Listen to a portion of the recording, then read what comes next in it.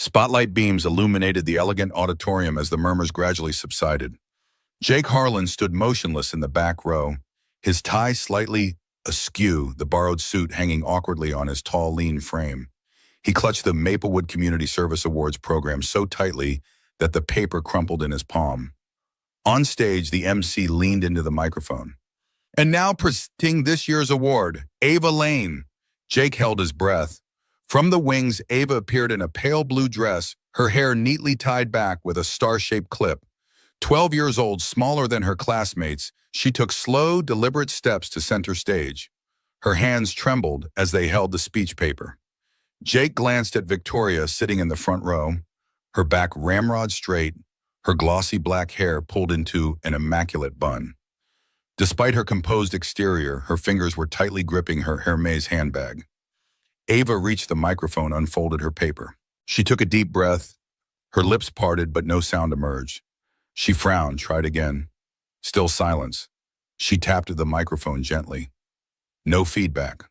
The microphone was dead. The audience began to whisper. Ava's face drained of color. Victoria shot to her feet, her high heels clicking urgently on the wooden floor. Jake and Victoria exchanged horrified glances. They knew what was happening.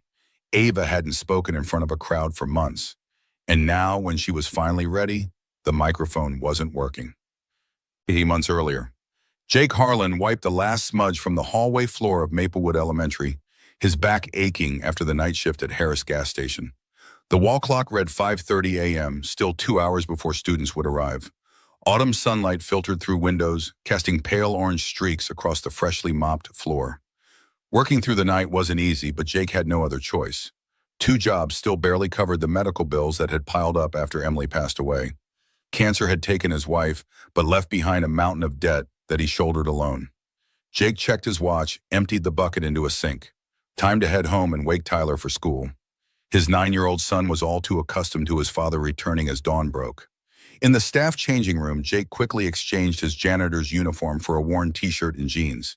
He paused before a cracked mirror, smoothed his hair, and sighed at the dark circles under his eyes. "Still going, Em," he whispered, his finger tracing over the faded photograph of Emily in his wallet. 15 minutes later, Jake unlocked the door to their small apartment in an aging complex 3 blocks from the school. "Tyler, time to get up, buddy." The apartment was surprisingly tidy. Furniture worn but clean homemade bookshelves packed with engineering manuals and children's stories. On the walls, Tyler's childish drawings were carefully pinned beside family photos from when Emily was alive. Jake set a grocery bag on the kitchen counter. He pulled out a carton of eggs, silently grateful for the 2-for-1 sale.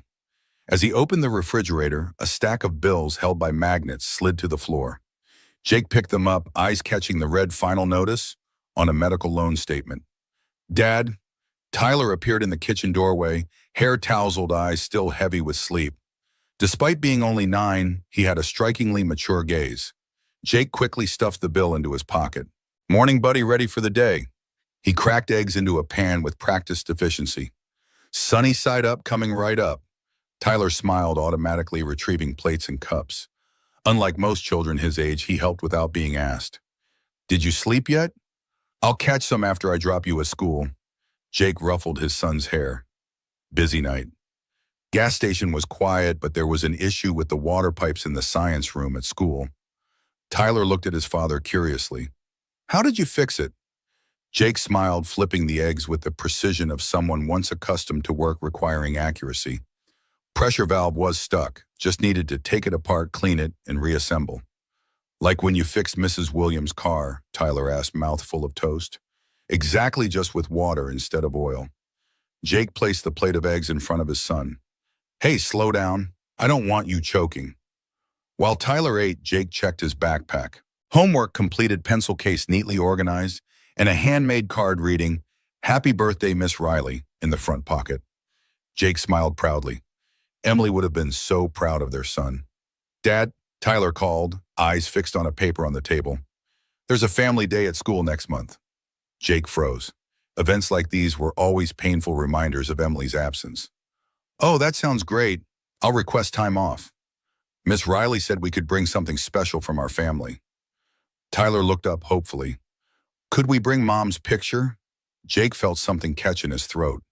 Of course, buddy. Mom's always part of our family. The clock read 7:15. Time to go. I'll walk you to school before I head home to sleep. Father and son walked along quiet streets. Autumn had painted the trees golden, and Jake noticed Tyler deliberately stepping on dry leaves to hear them crunch, a small habit identical to Emily's. Dad, Tyler suddenly asked, why don't you work as an engineer anymore? The question caught Jake off guard. I've told you before, sometimes life doesn't go as planned. But you're so good at fixing things. You even helped my friend Leo with his science project with the electric motor. Jake sighed. How could he explain to his son that reporting safety violations at Engineer Corp had blacklisted him, that when Emily got sick he had to abandon his career to care for her, or that now no one wanted to hire a 40-year-old engineer who'd been out of the field too long? Sometimes I miss it, Jake admitted, but I don't regret it. I get to be closer to you and the school needs me. They stopped at Maplewood Elementary's gates, a 2-story red brick building with a spacious playground behind it. The first children began arriving, backpacks swinging. Tyler? Leo waved from the bike rack. Go ahead. Jake smiled. I'll pick you up at 3. Tyler gave his father a quick hug before running to his friend. Jake watched until his son disappeared through the gates. He turned away, trudging home, knowing he only had a few hours of sleep before his alarm would sound for his next shift at the school. Victoria Lane strode into the Lane Industries building, her high heels clicking decisively on the marble floor. Employees hurried out of her toilette as she passed, their eyes cast downward, as though afraid looking directly at the CEO might turn them to stone. Meeting starts in 5 minutes, Mrs. Lane, Assistant Rebecca said, rushing to keep pace with Victoria's long strides. The board is all present. Victoria nodded, not slowing. Latest quarterly financials. On your desk. Revenue down 12% from last quarter. Victoria tightened her grip on her leather portfolio. Not good news. Since the messy divorce from Derek 6 months ago, the company had lost 3 major contracts. There were whispers that Lane Industries was no longer as stable as it once was. They entered the private elevator to the 30th floor. Victoria studied her reflection in the mirror, charcoal Armani suit, black hair pulled into a tight bun, not a strand out of place. Perfect and impenetrable, exactly the image she needed to project. Your afternoon schedule, Victoria asked, still watching her reflection. Rebecca scrolled through her tablet. Design team meeting about the education center project at 2 and the assistant hesitated. And appointment with the principal of Maplewood Elementary at 4 about Ava's transfer. Victoria's shoulders stiffened. I'd forgotten. Cancel the design team. But Mrs. Lane, they've been preparing for... I said cancel it. Victoria cut her off as the elevator doors opened. The boardroom was expansive of floor-to-ceiling windows overlooking the city. 7 board members sat around a gleaming oak table. They rose as Victoria entered. Sorry to keep you waiting, Victoria said, not sounding sorry at all. She took her seat at the head of the table, opening her portfolio. Let's begin. The CFO presented the quarterly report with alarming red charts. Victoria listened, fingers tapping lightly on the table. As you can see, he concluded, we need a successful project to regain shareholder confidence. The Special Education Center, Victoria said. That will be our key project. Herbert Wilson, the most senior board member, raised an eyebrow. Victoria, that's the lowest profit margin project in our portfolio. But the highest PR value, Victoria countered. We need to change the company's image after... She paused, unwilling to mention the divorce. After Derek left and took 3 major clients with him, Herbert said bluntly, I still think we should focus on the downtown office tower. Victoria met Herbert's gaze directly. I've made my decision. The Special Education Center is our top priority. The meeting dragged on another hour, tense and filled with difficult questions. As everyone filed out, Herbert remained. Is this decision about Ava? He asked quietly. Victoria froze. I don't mix personal matters with business. Hey, Victoria, I know the girl is struggling, but... Ava is fine, Victoria interrupted. She just needs time. And a new school. Herbert sighed. Derek called me last week. He wants back in on the education center project. Victoria stood abruptly. Never. He lost that right when he decided to betray the company. And betray me, she thought silently. Herbert nodded, understanding the conversation was over. I hope you know what you're doing, Victoria. When the door closed, Victoria closed her eyes, taking a deep breath. She opened her phone, looking at a photo of Ava, taken 2 years ago when the girl still smiled and chattered endlessly. Before everything fell apart, the gleaming black Lexus glided smoothly toward Maplewood Elementary. Victoria gazed out the window, watching buildings grow shorter as they left downtown. Maplewood wasn't the type of school she would normally choose for Ava, not a private institution with annual tuition in the tens of thousands, but she had tried everything else. We've arrived, Mrs. Lane, the driver announced. Victoria stepped out, surveying the red brick building before her. Not impressive, but clean. Children played in the yard, laughter echoing, a foreign sensation to her. Principal Walsh waited at the main entrance, a short, balding man with a friendly smile. Mrs. Lane, a pleasure to meet you, he greeted, shaking Victoria's hand. I know how busy you must be. Victoria nodded. I'd like to see the classrooms before meeting with Ava. Of course, follow me. They walked through bright hallways decorated with children's artwork. Principal Walsh showed Victoria the library, music room, and art studio. We're particularly proud of our arts program, he said. Many students find their voice through creativity. Victoria examined paintings hung on the walls. Most were vibrant and full of life. She wondered if Ava might find some warmth here. And this is my office. The principal opened a door. Ava is waiting inside with Ms. Williams, our counselor. Victoria saw Ava sitting on a chair, small and silent. The girl wore a pale blue dress, her hair neatly tied back, eyes cast downward. Victoria felt that familiar ache in her chest, the helplessness of watching her daughter retreat further into silence. Hello, sweetheart, Victoria said, keeping her voice steady despite the turmoil inside. Ava didn't look up or acknowledge her mother's presence. Ms. Williams, a woman in her 50s with kind eyes, gave Victoria a sympathetic smile. We were just talking about Ava's schedule. She'll start with half days, then transition to full days as she adjusts.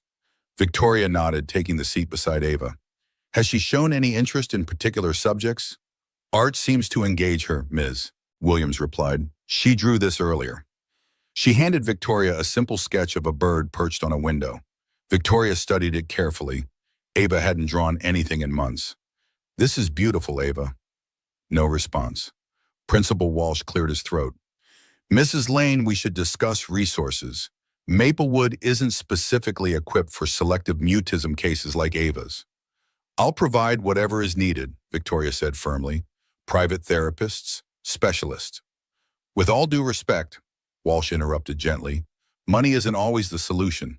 We need to create an environment where Ava feels safe enough to speak again. Victoria felt a flash of irritation. How dare he suggest she didn't know what her daughter needed? A knock at the door interrupted them. Sorry to disturb, a male voice said, but the light fixture needs replacing. Victoria turned to see a tall man in gray maintenance coveralls step into the office. Jake Harlan paused when he noticed the meeting in progress. I can come back later, he offered. No, it's fine, Jake, Principal Walsh said. Mrs. Lane, this is our head custodian, Jake Harlan. Jake, this is Victoria Lane, Ava's mother. Jake nodded politely, avoiding eye contact as he moved to the flickering light fixture. Victoria barely acknowledged him, returning her attention to the principal. I've arranged for Ava to have a private tutor 3 times weekly, Victoria continued, and I expect daily progress reports. As the adults discussed arrangements, Jake quietly worked on the ceiling light. From the corner of his eye, he noticed Ava watching him with quiet curiosity. When he accidentally dropped a small screwdriver, the girl flinched visibly. Sorry about that, Jake said softly to Ava, his voice gentle. He didn't expect a response and didn't push for one. To everyone's surprise, Ava picked up the screwdriver and held it out to him. She didn't speak or make eye contact, but it was the first voluntary interaction she'd shown since arriving. Victoria stared in astonishment. Ms. Williams gave her a meaningful look. Jake accepted the tool with a warm smile. Thank you, that's very kind. He finished fixing the light and gathered his tools. As he turned to leave, his eyes met Ava's for a brief moment, a fleeting connection that no one else noticed. Jake maintains the whole school, Principal Walsh explained after the custodian left. Single father works 2 jobs, one of our most dedicated staff members. Victoria dismissed this information as irrelevant. About those progress reports. As they continued talking, Ava's gaze drifted to the door where Jake had exited. For the first time in months, something had pierced through her silent world. A small moment of connection that felt safe. Outside the office, Jake paused thinking about the quiet girl with sad eyes. Something about her reminded him of Tyler in those first terrible months after Emily died. That same lost look, that same retreat into silence. His heart ached for her. "Focus, Jake," he muttered to himself. "Not your problem to solve." He pushed his cart of cleaning supplies down the hallway, unaware that this brief encounter would soon change everything for all of them. 2 days after the meeting in the principal's office, Jake was cleaning windows in the second-floor hallway when he spotted a small figure huddled by the fire escape stairwell. Ava Lane, motionless as a statue, knees pulled tight against her chest. No books, no pencil case, no backpack, just the fragile presence of a child. Jake paused, leaning on his mop. By all accounts, he should leave her be. This wasn't his business. But the emptiness in Ava's eyes reminded him of Tyler in those first days after Emily passed. A child lost in pain, too big to express. He carefully approached, maintaining enough distance not to invade her space. "Hey there, beautiful day, isn't it?" No response, just vacant eyes staring out the window. "Would you like to go back to class? Or maybe to the nurse's office?" Still silence. Jake sighed softly, unsure what to do next. Miss Riley, a young teaching assistant with flaming red hair, walked by and paused. "Ava's skipping class again," she whispered to Jake. "Third day in a row." "Is she okay?" Jake asked quietly. Miss Riley shook her head. "They say she hasn't spoken a word in over a year. We're instructed not to push her, but—" She checked her watch. "I need to get back to class. Mrs. Lane is picking her up at 1. Jake nodded, watching Miss Riley leave. He turned back to Ava, feeling his heart constrict. A year without speaking. Tyler had gone silent for 3 weeks after Emily's funeral, and that had terrified him. "You know what?" he said, not expecting an answer. "I think I'll take my break now.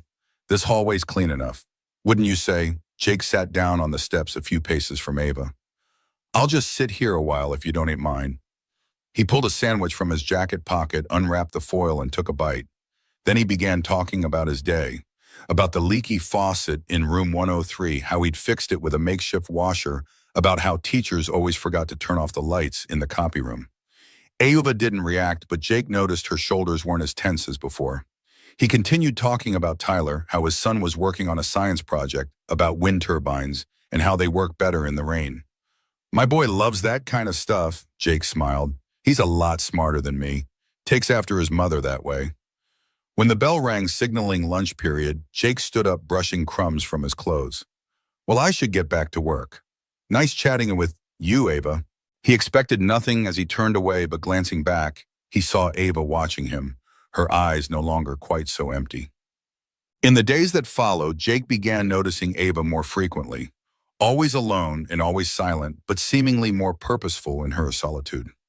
Occasionally, he'd find her lingering in hallways he was cleaning or sitting in the cafeteria corner during his lunch duty. He never pushed for interaction, but would offer a casual greeting or share a brief story about his day. Sometimes he'd bring Tyler's latest drawings to show her, robots with too many arms, or dragons with mathematically precise scales. A week after their first encounter, Jake was called to clean up a paint spill in the art room after hours. Most students had gone home, but as he entered with his mop and bucket, he found Ava sitting alone at a back table, hunched over a piece of paper. "Oh, sorry," Jake said, surprised. "I didn't know anyone was still here." Ava didn't look up, continuing to draw with a broken crayon, her strokes deliberate and focused. Jake noticed Ms. Peterson, the art teacher, organizing supplies in the closet. "Ava's mother called to say she'd be late," Ms. Peterson explained quietly. "Victoria Lane runs on corporate time, not school time." There was a hint of disapproval in her voice. Jake nodded, moving to clean the spilled paint on the far side of the room. He worked quietly, occasionally glancing at Ava. The girl seemed absorbed in her drawing, a rare moment of engagement. After finishing the cleanup, Jake gathered his supplies. As he turned to leave, he was startled to find Ava standing next to him, holding out her drawing. Jake set down his bucket, accepting the paper carefully. It was a simple sketch of a man mopping floors while a small boy watched from the corner. The figures were basic but unmistakable. Jake and Tyler. "Is this us?" Jake asked softly, genuinely touched. Ava didn't speak or smile, but her eyes met his briefly before she returned to her seat. Ms. Peterson approached, peering at the drawing. That's the first thing she's drawn since arriving at Maplewood, she said, amazement in her voice. Actually, it's the first time she's voluntarily given anything to anyone. Jake studied the drawing again, noticing the careful attention to detail. The exact pattern of patches on his work pants, the Superman logo on Tyler's t-shirt from when he'd visited the school last week. She's been watching, he murmured. Children like Ava see everything, Ms. Peterson replied. They just process it differently. That evening, Jake carefully placed Ava's drawing on the refrigerator next to Tyler's artwork. His son examined it with curious eyes. Who drew this, Dad? It looks like us. Jake hesitated, then explained about Ava, how she didn't speak, how she seemed lost. Tyler listened with surprising maturity. Like how I was after Mom died when I didn't want to talk to anyone. Jake felt his throat tighten. A bit like that, yes. Tyler studied the drawing again. Maybe she needs a friend. The next day, Tyler accompanied Jake to work after school, ostensibly to use the library for research on his science project. In reality, Jake knew his son was hoping to meet the silent girl who had drawn their picture. They found Ava in her usual spot on the fire escape stairs, staring out the window.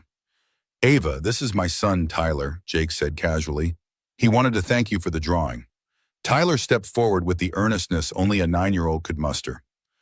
Hi, your drawing is really good. Do you like science? I'm making a wind turbine for the science fair. Want to see my plans? Without waiting for an answer, Tyler sat beside Ava and opened his notebook, showing detailed sketches that were impressive for his age. Jake watched as his son chattered away, not seeming to mind Ava's silence.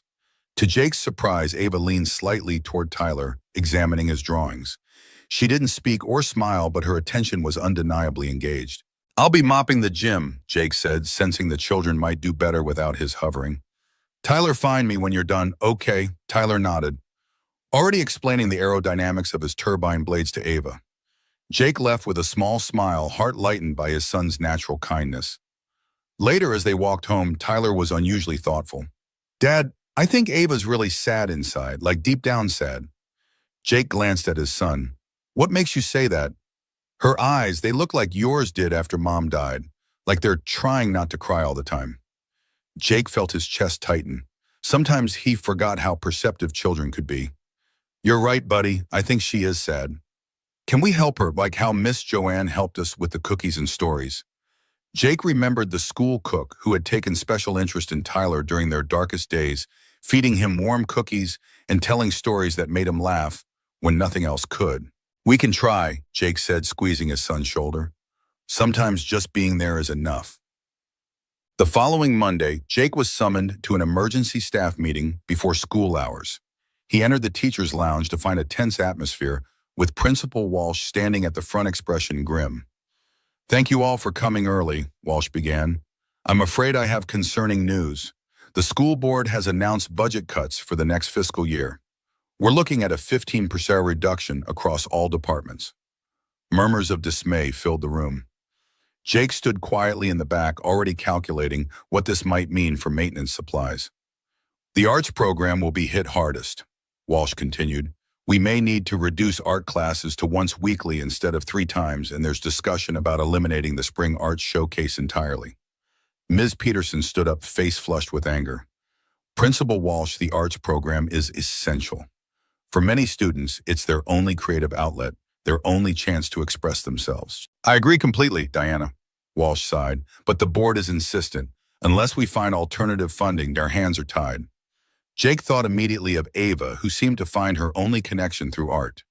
He'd seen her watching Ms. Peterson's class from the doorway, eyes following the students as they painted and sculpted. After the meeting, Jake approached Ms. Peterson in the hallway. That drawing Ava gave me, he said quietly. It was the first time she reached out to anyone. Ms. Peterson nodded, still visibly upset from the meeting. Art is often the first language children like Ava rediscover. It's safer than words. And now they want to cut the one program that might help her. Jake frowned, troubled by the timing. Is there anything we can do? Unless you've got a wealthy benefactor in your pocket, I don't see how, Ms. Peterson replied bitterly. The irony wasn't lost on Jake. The one person who might have the resources to help, Victoria Lane, was also the one person who'd barely acknowledged the school staff existed. That afternoon, Jake was replacing a broken paper towel dispenser in the boys' bathroom when he heard raised voices from the hallway. He stepped out to find Victoria Lane standing toe-to-toe with Principal Walsh, her tailored blazer and impeccable posture making her tower over the shorter man despite her heels. "What do you mean cutting the arts program?" Victoria's voice was controlled but icy. "I placed my daughter in this school because you assured me you had robust creative development options." Principal Walsh looked cornered. "Mrs. Lane, I understand your concern, but the budget cuts were mandated by the district. We're doing everything we can to minimize the impact. I pay substantial additional fees for Ava's individualized education plan," Victoria interrupted. "I expect those funds to provide stability, not excuses.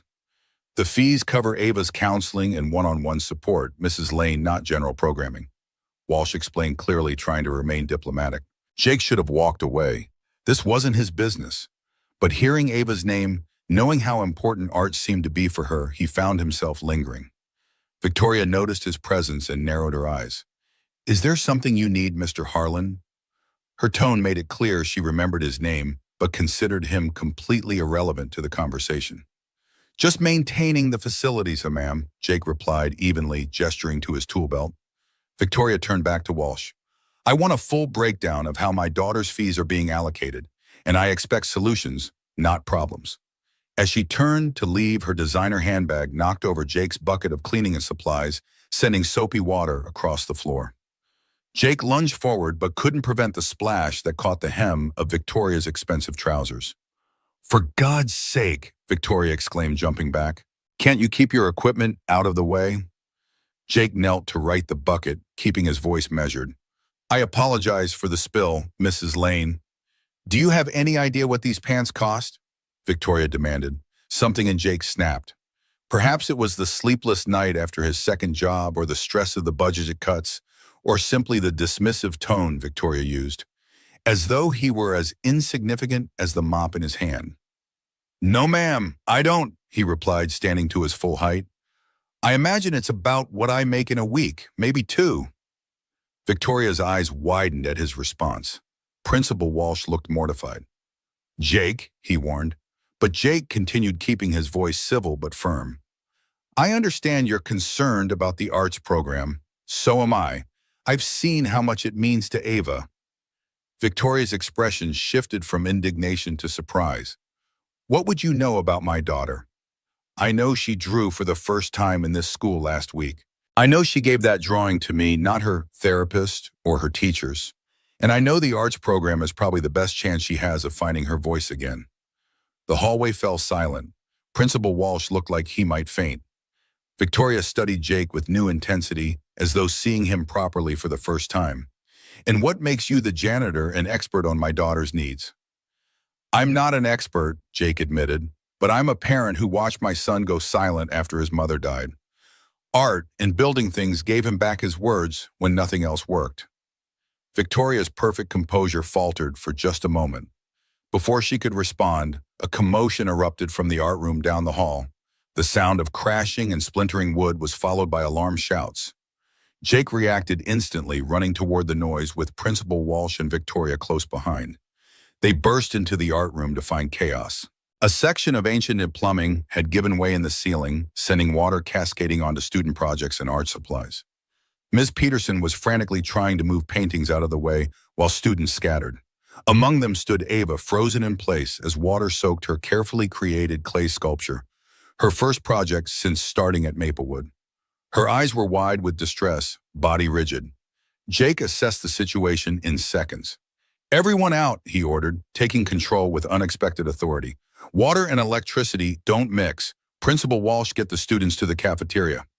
To Victoria's surprise, Walsh immediately complied, shepherding students out while Jake moved swiftly to the corner of the room. He yanked open an access panel that even Walsh didn't know existed and reached inside to shut off the water main. The torrent slowed to a trickle, then stopped. "The electrical panel," Jake called out, pointing to a box near the supply closet. "We need to cut power before the water reaches it." Victoria found herself moving automatically to the panel, flipping the master switch as Jake directed. The lights went out, leaving only the emergency backup illumination. Jake climbed onto a table, pushing aside a ceiling tile to examine the broken pipe. His movements were precise and confident, nothing like the deferential janitor from moments before. It's the pressure regulator valve, he diagnosed, reaching into the ceiling space with practiced ease. The threading's completely stripped. This isn't a patch job, we need to replace the section. Victoria watched in astonishment as Jake pulled tools from his belt, working with the efficiency of someone who clearly knew far more about engineering than mopping floors. "Ms. Peterson," he called without looking down. "There's a red toolbox in the maintenance closet down the hall. Can you get it for me?" As the art teacher hurried out, Victoria stepped closer, careful of the puddles. "You seem to know what you're doing," she observed. Jake glanced down briefly. I designed systems like this for 8 years at Engineer Corp before." He trailed off, focusing back on the pipe. "Before what?" Victoria pressed, curiosity overcoming her usual reserve. "Before life happened," Jake replied simply. Ms. Peterson returned with the toolbox. Jake climbed down, retrieving specialized tools that seemed out of place in a school janitor's possession. As he worked, Victoria noticed Ava watching him intently, her distress seemingly forgotten, in fascination with Jake's confident repair work. 20 minutes later, Jake had replaced the damaged section with parts from his personal supply stash. He turned the water back on, slowly monitoring for leaks. "That should hold," he announced, wiping his hands on a rag. "But the whole system needs updating. These pipes are original to the building, 50 years old at least." Principal Walsh had returned and was surveying the water damage with dismay. "This will cost thousands to repair. Money we don't have with the budget cuts." Victoria looked from the ruined art supplies to Ava's destroyed sculpture, then to Jake, still putting away his tools with the precision of a skilled tradesman. "You're not just a janitor," she said to Jake, realization dawning. "You're an engineer." Jake straightened, meeting her gaze directly. "I was a structural systems engineer in water treatment facilities. Now I'm a janitor. Life doesn't always follow the plan, Mrs. Lane." Principal Walsh looked between them, confusion evident. "Jake, you never mentioned an engineering background on your application." "Overqualified janitors don't get hired," Jake replied with a shrug. "I needed the job." Victoria's mind was working rapidly. The Lane Industries Special Education Center project had been plagued with plumbing and drainage issues that their current engineers couldn't resolve. The site was directly adjacent to a water treatment facility requiring specialized knowledge that her team lacked. "Principal Walsh," she said abruptly, "I'd like to speak with Mr. Harlan privately." Walsh blinked in surprise but nodded. "You can use my office." Victoria turned to Jake. "5 minutes of your time, Mr. Harlan. That's all I ask." Jake hesitated, looking at the mess still needing cleanup, then at Ava, who was watching the exchange with unusual attention. 5 minutes, he agreed. In the principal's office, Victoria didn't bother with pleasantries. "Lane Industries is building a special education center 2 miles from here," she said, standing rather than sitting behind Walsh's desk. "We're facing significant infrastructure challenges with water management systems that our current engineers can't resolve." Well, Jake leaned against the wall, arms crossed. "And this concerns me because you clearly have expertise in exactly the area we need," Victoria replied. "I want to hire you as a consultant." Jake laughed shortly. "You want to hire the janitor who just ruined your designer pants. I want to hire the engineer who just fixed a complex plumbing failure in 20 minutes with spare parts," Victoria corrected. "Your current occupation's irrelevant." Jake studied her skeptically. "Why would Lane Industries need to outsource engineering work? You must have dozens of engineers on staff." "None with your specific expertise," Victoria admitted. "The center is being built adjacent to the North Creek water treatment facility. The drainage issues are unique." Understanding dawned on Jake's face. "The reclamation project. I helped design that system before I left Engineer Corp." Victoria nodded. "Exactly, which makes you uniquely qualified." Jake pushed away from the wall, pacing slowly. "I appreciate the offer, Mrs. Lane, but I'm not interested in getting involved with corporate projects again. There's a reason I left that world." "I'll double whatever you're making here," Victoria said. "It's not about money." "Triple then, plus flexible hours to maintain your position here." Jake stopped pacing, looking at her curiously. Why is this so important to you? There are other engineers you could find. Victoria hesitated, then decided on honesty. The Special Education Center isn't just another project. It's personal. Because of Ava, Jake guessed. Victoria nodded slightly. Among other reasons.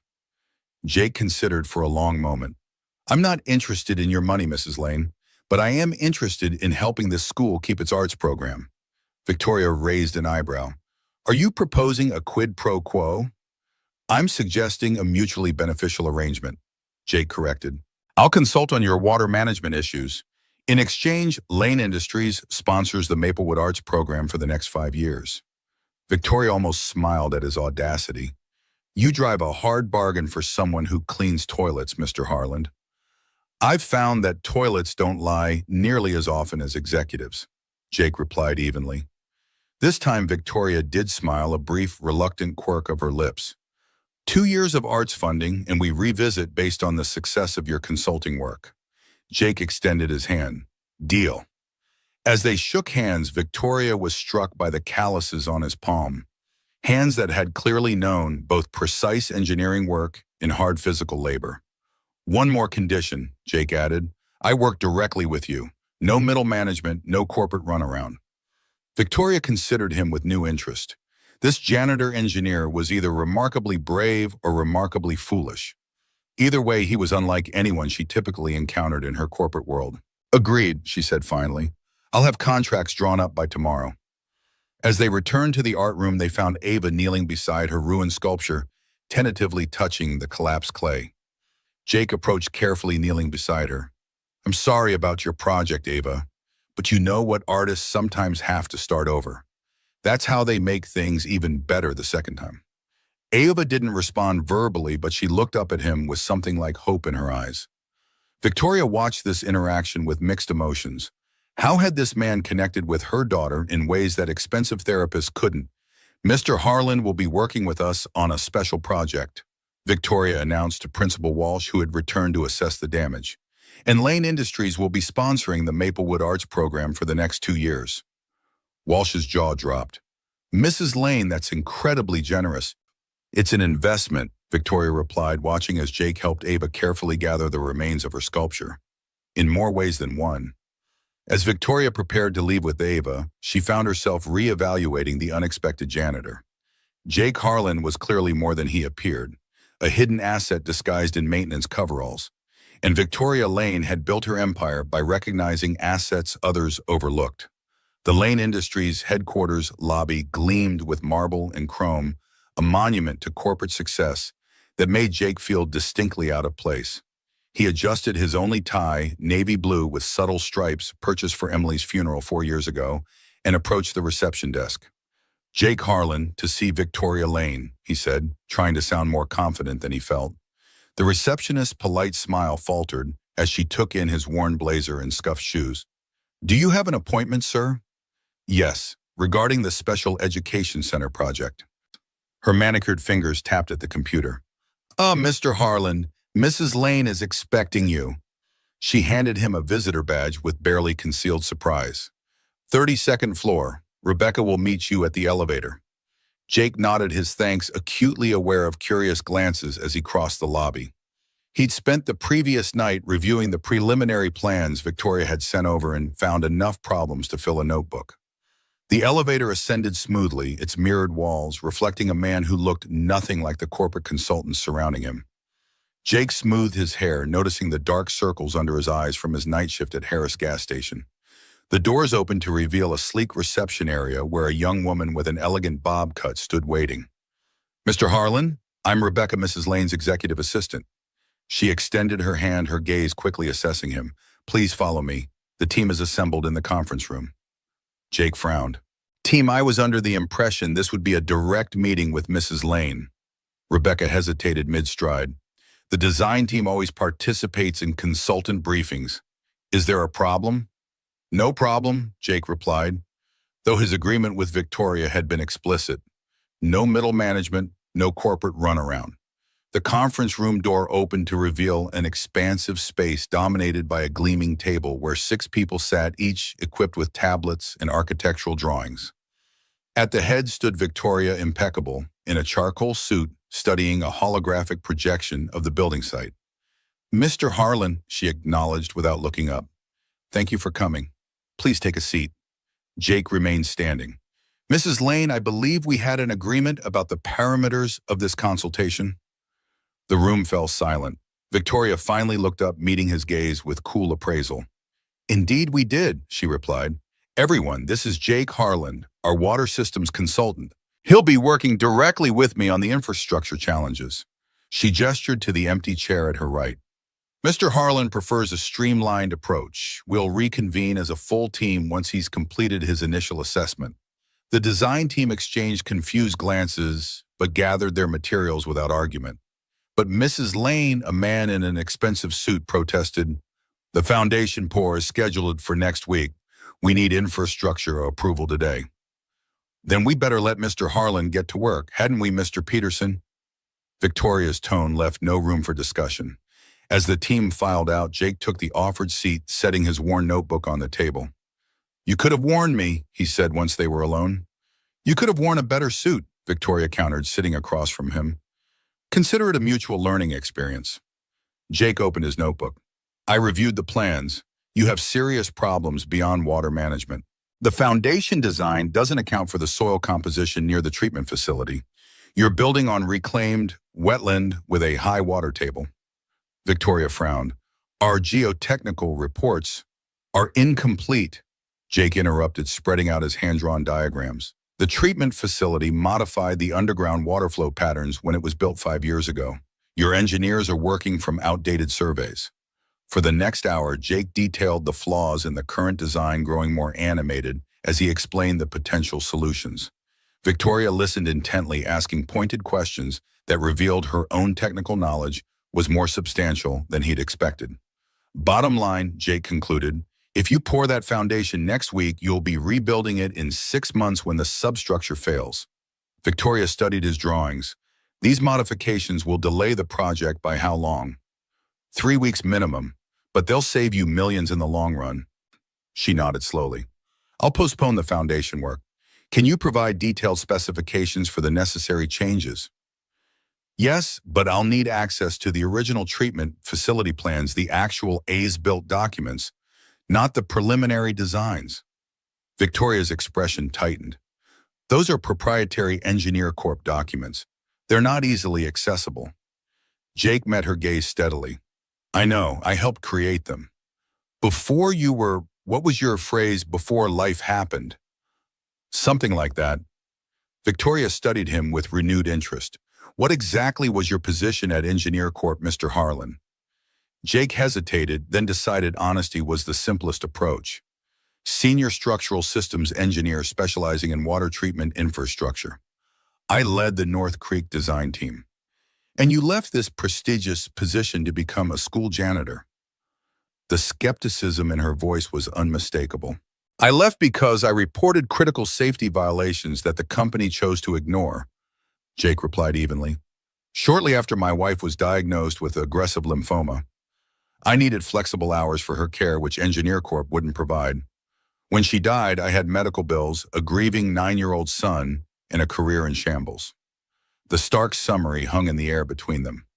Victoria's expression remained unreadable, but something shifted in her eyes. "I see," she said finally. "I'll have those documents delivered to you by tomorrow morning." Jake gathered his notebook. "One more thing. How's the arts program funding coming along?" "Ms. Peterson mentioned she hasn't received any confirmation." Victoria's eyebrow arched slightly. "The first installment will be transferred this week. I keep my agreements, Mr. Harlan." "Good, so do I." He stood to leave. "Mr. Harlan," Victoria called as he reached the door, "I'd like you to attend a site visit tomorrow, 8 a.m. I'll send a car." Jake shook his head. "No need, I'll drive myself." "As you wish." Victoria returned to the holographic display. "And Mr. Harlan, thank you for your candor today. It's refreshing." The next morning, Jake pulled his weathered pickup truck into the construction site, parking beside Victoria's gleaming Lexus. The contrast between their vehicles mirrored their different worlds, yet here they were about to work on the same project. Victoria stood with the site foreman reviewing blueprints spread across the hood of her car. She wore practical boots with her tailored pants and blazer designer, undoubtedly, but a concession to the muddy conditions nonetheless. "Good morning," Jake greeted, carrying his notebook and a thermos of coffee. Victoria looked up, momentarily surprised by his punctuality. "Mr. Harland, I have something for you." She reached into her car and retrieved a sealed portfolio. "The Engineer Corp. Documents you requested." Jake accepted the portfolio with raised eyebrows. "That was fast." "Lane Industries has certain influences," Victoria replied vaguely. The foreman, a burly man named Rodriguez, eyed Jake suspiciously. "So you're the reason we're delaying the foundation? Do you know what that does to my schedule?" "It prevents you from rebuilding it next spring," Jake replied calmly, spreading out his diagrams on the hood. "Let me show you what we're dealing with." For the next 2 hours, Jake led them around the site, pointing out groundwater indicators and explaining the seasonal flow patterns that would affect the foundation. Rodriguez's skepticism gradually transformed into reluctant respect as Jake's expertise became evident. "You know your stuff, Harlan," he admitted, "but these changes will cost a fortune." "Less than rebuilding," Victoria interjected. "Make the modifications as specified." As Rodriguez left to consult with his team, Victoria turned to Jake. "You have a genuine passion for this work. Why haven't you returned to engineering?" Jake sipped his coffee, gazing across the construction site. "Who would hire me? I'm 42 with a 4-year employment gap and a reputation for whistleblowing. Engineering firms don't exactly line up for that combination." "You underestimate your value," Victoria observed. "Lane Industries could use someone with your integrity and expertise." Jake laughed softly. "Are you offering me a job, Mrs. Lane?" "I'm recognizing talent," she corrected, "something I've built my career on." Their conversation was interrupted by Jake's phone ringing. He checked the display, frowning. "I need to take this. It's Tyler's school." He stepped away, answering with concern evident in his voice. Victoria watched as his expression changed from worry to surprise. The call was brief, and when Jake returned, he looked troubled. "Everything all right?" she asked. "Tyler's fine," Jake assured her. "That was Principal Walsh. Apparently Ava had an incident in the cafeteria. She became agitated when another student accidentally knocked over her lunch tray. She didn't speak, but He hesitated. "She what?" Victoria prompted, tension evident in her posture. "She wrote something on her napkin and gave it to the cafeteria monitor. It said, 'Find Jake.'" Victoria's composure slipped for just a moment, revealing naked vulnerability. "She asked for you." Jake nodded, equally surprised. "They've taken her to the art room with Miss Peterson. I told Walsh I'd be there as soon as I could." Victoria was already moving toward her car. "I'll meet you there." "Mrs. Lane," Jake called after her. "Maybe it would be better if I went alone first. Too many people might overwhelm her." Victoria stopped, conflict visible on her face, the executive accustomed to taking charge battling the mother desperate to help her child. "She asked for you," Victoria said finally, the admission clearly difficult. "Go, I'll come by later." Jake nodded, grateful for her understanding. "I'll call you when I think she's ready." The art room was quiet when Jake arrived, save for the gentle scratching of Ava's crayon on paper. Ms. Peterson sat nearby, maintaining a respectful distance while keeping watch. She stood when Jake entered, relief evident in her expression. "Thank goodness you're here," she whispered. "She's been drawing the same thing over and over." Jake approached slowly, not wanting to startle Ava. The girl didn't look up, focused intently on her drawing, a simple sketch of what appeared to be Jake fixing the broken pipe from the ceiling leak incident. "Hey, Ava," Jake said softly. "I heard you were looking for me." Ava stopped drawing but didn't look up. Her small fingers trembled slightly. Jake sat down across from her, keeping his movements deliberate and calm. "I like your drawing. You've got a good memory for details." Slowly, Ava pushed the paper toward him. Jake accepted it, studying the careful lines. In the corner, almost hidden, was a small stick figure labeled "Me," standing apart from everyone else. "Is this how you feel?" Jake asked gently. Standing apart from everyone, Ava didn't respond verbally, but she picked up her crayon again and began a new drawing, this time of what appeared to be a family tree assignment with only her name on it. Jake's heart ached as understanding dawned. "Ah, the family tree project. That's coming up soon, isn't it?" Ms. Peterson nodded from across the room. "Next week. I tried explaining to Mrs. Bennett that Ava might need an alternative assignment, but Jake remembered how difficult Father's Day projects had been for Tyler after Emily died. Some academic exercises weren't designed for complicated family situations. You know, Ava, Jake said thoughtfully, family trees can look all kinds of ways. Some are big and bushy, some have just a few branches. Some even get grafted together from different trees. Ava looked up, finally her eyes questioning. My son Tyler's tree changed when his mom died, Jake continued. But then other people became part of our family too, like Miss Joanne, who makes sure he always gets extra cookies at lunch, and Mr. Rodriguez, who taught him to play chess. Jake took a blank paper and drew a simple tree. Maybe instead of a traditional family tree, you could make a people who matter tree. Put yourself as the trunk and add branches for all the people who help you grow. Ava considered this, then slowly reached for the paper. She added a small branch and labeled it Mom, then hesitated. Anyone else? Jake prompted gently. After a long moment, Ava added another tiny branch labeled Jake. The gesture, so simple yet profound, brought a lump to Jake's throat. I'm honored to be on your tree, Ava, he said softly. The door opened quietly and Victoria entered, her normally confident stride tentative. She'd clearly come directly from the construction site, designer boots still muddy. How is she? Victoria whispered to Miss Peterson. Before the teacher could respond, Ava looked up, eyes locking on her mother. The girl didn't smile, but she didn't withdraw either. Victoria approached carefully, sitting beside Jake. Hello, sweetheart. I heard you had a difficult morning. Ava returned to her drawing, adding another branch to her tree. She's working on an alternative family tree project, Jake explained, a people who matter tree. Victoria nodded, watching as Ava's crayon moved across the paper. That's a wonderful idea. The three sat in surprisingly comfortable silence as Ava continued drawing.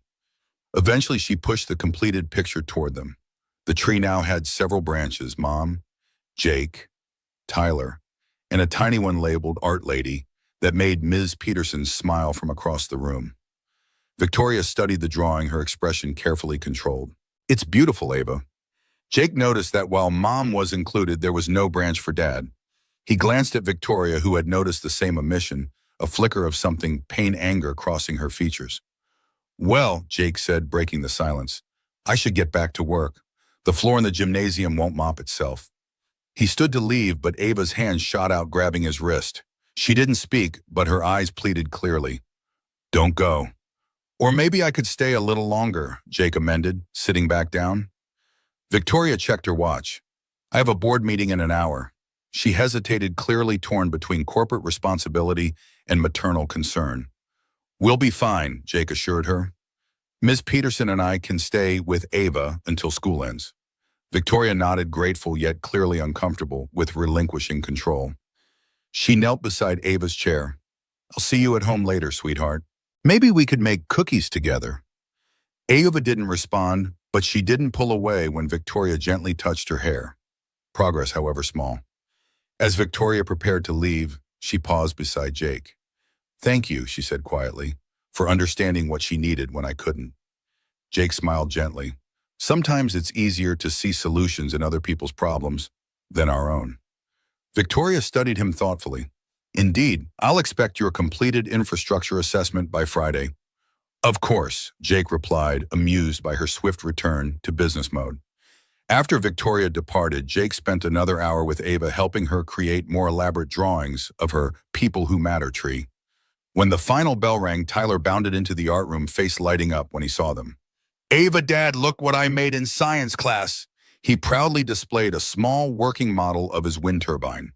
Ava's eyes widened with interest as Tyler demonstrated how it worked. Jake watched the children interact, noticing how Tyler naturally accommodated Ava's silence, asking questions that required only nods or simple gestures to answer. Can Ava come over sometime? Tyler asked suddenly. I could show her my rock collection and the fort I'm building in the corner of our living room. Jake hesitated. That's something I'd need to discuss with her mother, buddy. You mean the fancy lady in the nice car? Tyler asked innocently. She looked sad like Ava. Jake blinked, surprised by his son's observation. Does she? Tyler nodded sagely. Her eyes are sad even when she's not sad, smiling. Like yours used to be all the time. Children and their devastating insights, Jake thought. Well, Mrs. Lane is very busy with her company. Important people have a lot of responsibilities. You're important too, Dad, Tyler declared loyally. You fix everything for everybody. Jake smiled, ruffling his son's hair. Come on, you two. Let's pack up these art supplies before Ms. Peterson thinks we're moving in permanently. The following week brought an unexpected development. Jake arrived at Maplewood Elementary for his morning shift to find Principal Walsh waiting for him, expression uncharacteristically serious. Jake, I need a word before you start your rounds. They retreated to Walsh's office where the principal closed the door, never a good sign. Is everything all right? Jake asked, mentally reviewing whether he'd missed any maintenance tasks. Walsh sighed heavily. The school board called an emergency meeting last night. Despite Victoria Lane's arts program, sponsorship, additional budget cuts have been announced. Jake frowned. I thought the arts program was secure now. The arts program is thanks to Mrs. Lane, Walsh confirmed, but other departments are facing significant reductions, including maintenance. Understanding dawned slowly. You're cutting my position. Walsh winced. Not entirely. They're reducing you to part-time 20 hours weekly instead of 40. The implications hit Jake immediately. Half the hours meant half the pay. He was already working nights at the GWA station to make ends meet. This cut would make it impossible to cover rent and Tyler's after-school programs, let alone the medical bills that still haunted them. I see, Jake said quietly. When does this take effect? Next month, Walsh replied, clearly uncomfortable. I fought it, Jake. You know how valuable you are here, but the decision came from above. Jake nodded mechanically. I understand, it's not your fault. Walsh hesitated. There is one possibility. The board mentioned that if we could find additional external funding specifically for maintenance and facilities, I'll start looking into options, Jake assured him, though his mind was already racing through calculations and contingency plans. Throughout that day, Jake went through his tasks with mechanical precision, his thoughts elsewhere. He'd have to give up the apartment and find something cheaper, further from school. Tyler would need to change his after-school activities. Perhaps Mrs. Williams next door could watch him during Jake's night shifts instead of the proper after-school program. He was so preoccupied that he almost collided with Victoria as she arrived to pick up Ava. Mr. Harlan, she greeted, steadying herself. I was hoping to find you. I've reviewed your infrastructure assessment. It's impressively thorough. Thank you, Jake replied distractedly. Excuse me, I need to finish the west hallway before dismissal. Victoria frowned, noting his unusual curtness. Is everything all right? Jake hesitated. The last thing he needed was Victoria Lane's pity, yet she was also his consulting client and deserved professionalism. Just a busy day, he answered vaguely. Was there something specific about the assessment you wanted to discuss? Victoria studied him with the penetrating gaze that had intimidated countless business adversaries. Actually, yes. The board was impressed with your work and has authorized me to offer you a more substantial role in the project. Full-time if you're interested. Jake stared at her, momentarily speechless. Full-time as a consultant. As project engineer for the Special Education Center, Victoria clarified. The position would require you to oversee all aspects of the infrastructure implementation, reporting directly to me. The timing was almost suspiciously perfect. Did Principal Walsh contact you about the budget cuts? Victoria's expression revealed nothing. The school board's decisions and Lane Industries' hiring needs are entirely separate matters. This offer is based solely on the quality of your work. Jake wanted to believe her, but pride and suspicion warred within him. I appreciate the offer, Mrs. Lane, but I'm not looking for charity. Victoria's eyes flashed.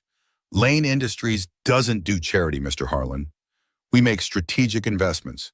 Your expertise would save this project millions in future repairs and modifications. The salary would reflect that value. Put that way, it was harder to refuse on principle. Still, Jake hesitated. I would need to maintain some hours here at Maplewood. I've made commitments to the school. That could be arranged, Victoria conceded. Part-time at the school, part-time at Lane Industries, with a combined compensation package exceeding your current arrangement.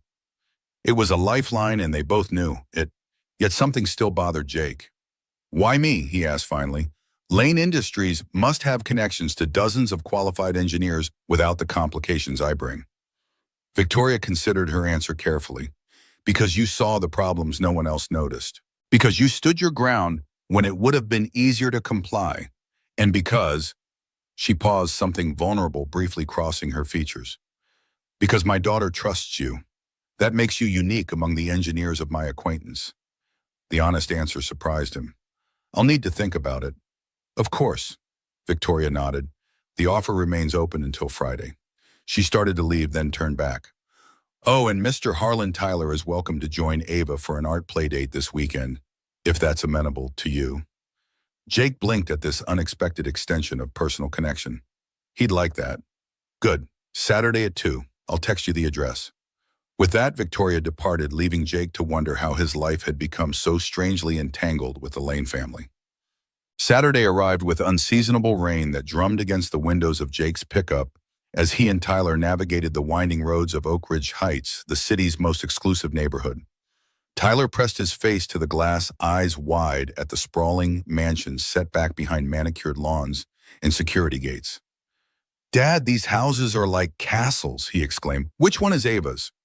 According to the GPS, it should be coming up on the right, Jake replied, feeling increasingly out of place as the houses grew more imposing. They turned into a curved driveway leading to a modern glass and stone structure that seemed to blend into the wooded hillside. A security guard checked their names against a list before allowing them to proceed to the main entrance. Remember your manners, Jake reminded Tyler as they approached the front door, and don't touch anything that looks expensive. So, everything? Tyler asked with innocent logic. Before Jake could answer, the massive door swung open to reveal not a butler or maid, as he half expected, but Victoria herself, dressed in casual slacks and a simple blouse, the most relaxed he'd ever seen her. Welcome, she greeted them. Please come in out of this downpour. The foyer opened into a soaring great room with floor-to-ceiling windows overlooking a rain-misted forest. The space was immaculately designed, but surprisingly warm, with comfortable seating and tasteful art. Your home is beautiful, Jake said, sincerely helping Tyler remove his raincoat. Thank you. It's usually just Ava and me, so most of it goes unused, Victoria admitted, leading them through to a spacious kitchen where Ava sat at a center island drawing. The girl looked up when they entered, her expression brightening slightly at the sight of Tyler. Hi, Ava. Tyler bounced over immediately, launching into a detailed account of a lizard he'd spotted on their drive. Jake watched, amazed, as always, by his son's natural ability to communicate without requiring responses. Ava listened intently, occasionally nodding or pointing to elements in her drawing. They seemed to get along well, Victoria observed, preparing coffee with practiced movements. Tyler has a gift for understanding her. He's had practice, Jake replied. After his mother died, he went through a period where he barely spoke. His kindergarten teacher called it selective mutism triggered by trauma. Victoria's hands stilled momentarily. How did he recover? Jake watched his son demonstrate something with elaborate hand gestures to an attentive Ava. Time, patience, finding ways to express himself that felt safe, like drawing and building things. And eventually words came back. Victoria nodded thoughtfully.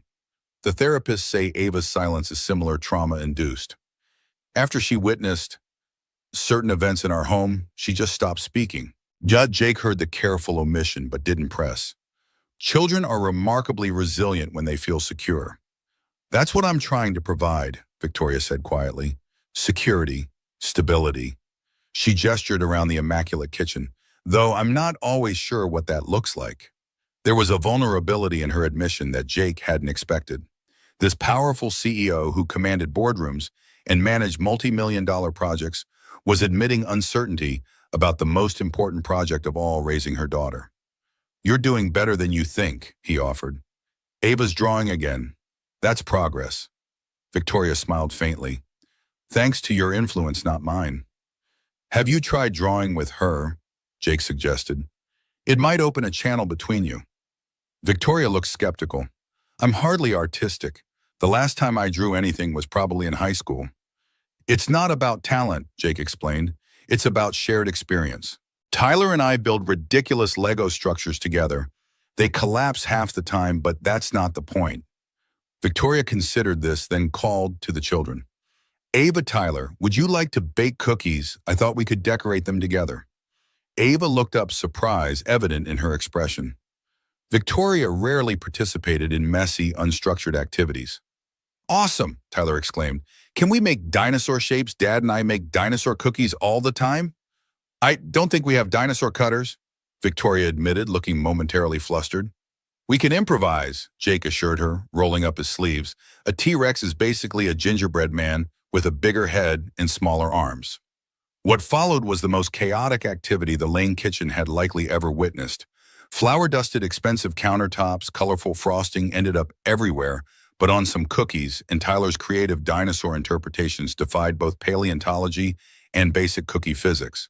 Throughout it all, Jake noticed Victoria gradually relaxing her perfectly manicured hands, becoming stained with food coloring, her careful composure, giving way to genuine laughter when Tyler's Velocirooster, half velociraptor, half rooster, lost its head. Most remarkably, Ava became increasingly engaged, her eyes bright with interest as she meticulously decorated her cookies with surprising artistic skill. She remained silent but fully present, occasionally tugging Victoria's sleeve to show her a completed design.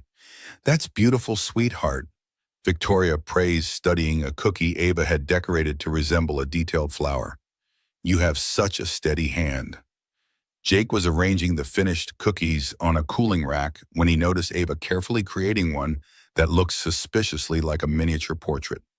Upon closer inspection, he realized it was meant to be Victoria, complete with tiny frosting representation of her signature pearl earrings. Ava presented this cookie to her mother with solemn ceremony. Victoria accepted it with visible emotion, kneeling to Ava's level. "Is this me?" she asked softly. Ava nodded, then pointed to the cookie's smile, an expression rarely seen on Victoria's actual face. Victoria swallowed hard. "I'll try to wear this smile more often," she promised, voice slightly unsteady. "Thank you, Ava." The moment was interrupted by Tyler's excited shout from the living room, where he'd wandered while the adults were distracted. "Dad, Ava, come look at this amazing tree outside."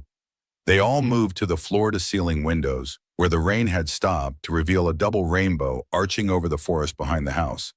The children pressed their hands against the glass, entranced by the spectacle. "Perfect timing," Jake commented, standing beside Victoria as they watched the children's wonder. "I can't remember the last time I actually stopped to look at a rainbow," Victoria admitted quietly. Jake glanced at her profile, struck by how different she appeared in this setting, softer, less armored. "It's easy to miss these moments when you're focused on bigger things." "Yes," she agreed, still watching the children, "though I'm beginning to question what the bigger things truly are." They stood in companionable silence until the rainbow began to fade. Victoria turned to Jake, her expression unusually open. "Have you considered my offer about the project engineer position?" Jake nodded slowly. "I have. I'd like to accept with one condition, which is I maintain 15 hours weekly at Maplewood, including the hours when Ava is in art class." Victoria studied him thoughtfully. "That's doable. May I ask why?" Jake watched as Tyler showed Ava something in a book they discovered on a nearby shelf. "Because some projects are more important than others," he said simply. Understanding passed between them, an acknowledgement that their professional collaboration had become intertwined with something more personal, to the well-being of a silent child who was slowly finding her way back to connection. "I'll have the contracts revised," Victoria agreed. "You can start Monday." As the afternoon light began to fade, Jake called to Tyler that it was time to leave. The boy protested briefly but brightened when Ava handed him a drawing she'd made of them both standing beneath the rainbow. "Thanks, Ava. I'll put it on our fridge next to your other one," Tyler promised, carefully placing the drawing in his jacket pocket. At the front door, Victoria surprised Jake by asking, "Would you like to have dinner here next Friday? Both of you, I mean, to celebrate your new position?" Jake hesitated only briefly. "We'd like that." As they drove home through the twilight, Tyler chattered excitedly about Ava's house and her amazing art supplies. Jake listened with half an ear, his mind replaying the unexpected warmth of the afternoon. "Dad," Tyler asked suddenly, "is Mrs. Lane going to be your boss now?" "In a way," Jake acknowledged. "I'll be working on her building project." Tyler considered this seriously. "She's not as scary as she looks, is she?" Jake smiled, recalling Victoria's flour-smudged cheek in rare, genuine laugh. "No, buddy, I don't think she is." The next week brought a whirlwind of changes. Jake divided his time between Maplewood Elementary and Lane Industries, where he was given a small but well-appointed office on the 28th floor. The transition from janitor to project engineer drew curious glances from Lane employees, but Victoria's clear endorsement silenced any open questioning. Jake immersed himself in the special education center plans, refining the infrastructure design and collaborating with the construction team. The work was challenging and fulfilling exactly the kind of engineering problem-solving he'd missed during his years away from the field. At Maplewood, he maintained his most essential maintenance duties, deliberately scheduling his hours to coincide with Ava's art classes. Ms. Peterson reported continued progress with Ava creating increasingly elaborate artwork, often featuring Jake and Tyler alongside Victoria. Friday evening arrived, and Jake found himself once again driving up the winding road to the Lane residence, Tyler bouncing excitedly beside him. "Do you think Ava made more cookies?" Tyler asked, straightening the collar of his button-down shirt, the nicest one he owned, insisted upon for this dinner. "Maybe," Jake replied, having taken equal care with his own appearance. He'd purchased a new shirt for the occasion, the first non-essential clothing buy in years. Victoria greeted them warmly dressed elegantly, but less formally than her office attire. The house smelled of something delicious, cooking actual home cooking, not catered food as Jake had half expected. "Ava's in the den," Victoria directed Tyler, who needed no further invitation to find his friend. "Can I help with anything?" Jake offered, following Victoria to the kitchen. "You can open the wine," she suggested, indicating a bottle breathing on the counter. "I'm attempting my mother's lasagna recipe." It was the one dish she could actually cook. Jake raised an eyebrow as he uncorked the wine. "You cook?" Victoria shot him a wry look as she checked the oven. Contrary to popular belief, CEOs do occasionally perform domestic tasks, though I admit this is my first attempt at lasagna. "Impressive," Jake commented, pouring 2 glasses. "Tyler and I usually default to spaghetti with jarred sauce for special occasions." "I've been trying to do more normal family things," Victoria admitted, accepting the wine glass. "Your comment about shared experiences got me thinking." They moved to check on the children and found Ava showing Tyler her collection of art books. The two sat shoulder to shoulder on the floor, flipping through pages of famous paintings. "They look comfortable together," Jake observed quietly. Victoria nodded. "Ava seems more relaxed with him than with any of the specialists I've hired." "Tyler has that effect on people. He doesn't expect or demand anything, just accepts them as they are." "A rare quality," Victoria murmured, sipping her wine thoughtfully. Dinner was served in the formal dining room, though Victoria had made efforts to create a more casual atmosphere with colorful place settings and candles.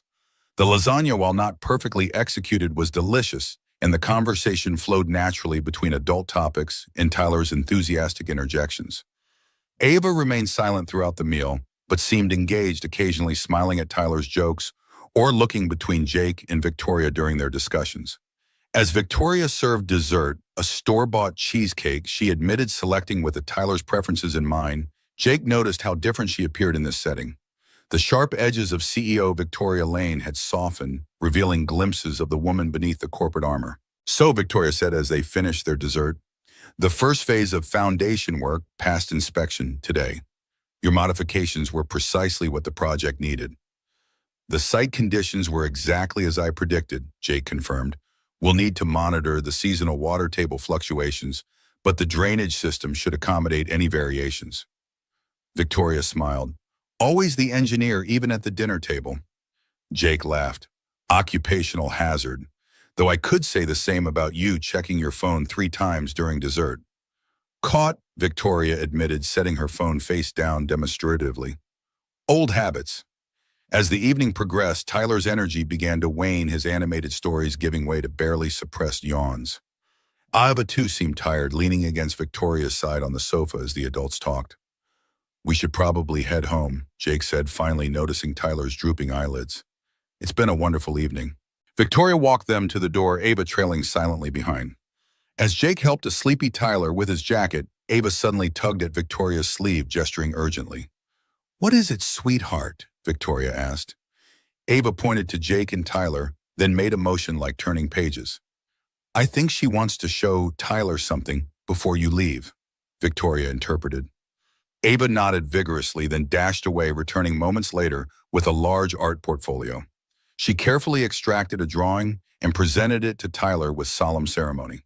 It was a detailed sketch of a family tree, but unlike conventional diagrams, this one had roots made of what appeared to be mop strands and branches formed by hands reaching toward each other. At the top, four figures stood together: Ava, Tyler, Jake, and Victoria. "Wow," Tyler breathed, suddenly wide awake. "This is amazing, Ava." Jake and Victoria exchanged glances over the children's heads, both recognizing the significance of the drawing.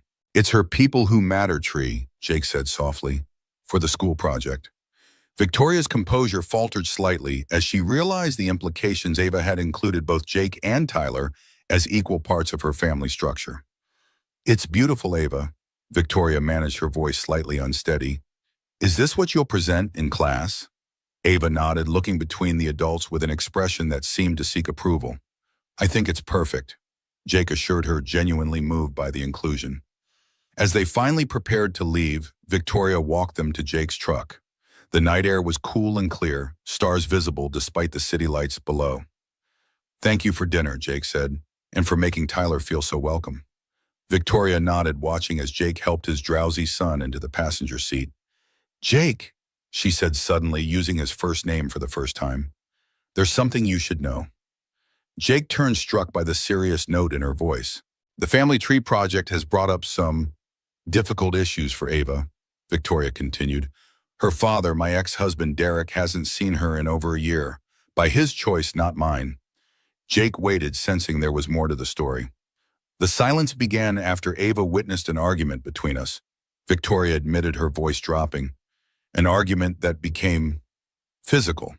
Derek was involved with another woman, his assistant. When I confronted him, things escalated. Ava saw everything." Jake felt a cold anger building but kept his expression neutral. "I'm sorry she experienced that." Victoria's gaze was distant. "After I filed for divorce, Derek contested custody briefly, then suddenly dropped all claims. He's made no effort to contact her since. The therapists believe Ava's silence is partly due to conflicted loyalty, unable to speak against her father, yet unwilling to pretend everything is fine." "That makes sense," Jake said quietly. "Tyler went through something similar, though less traumatic. He felt speaking about Emily somehow betrayed her memory." Victoria refocused on Jake, her vulnerability quickly masked by her usual composure.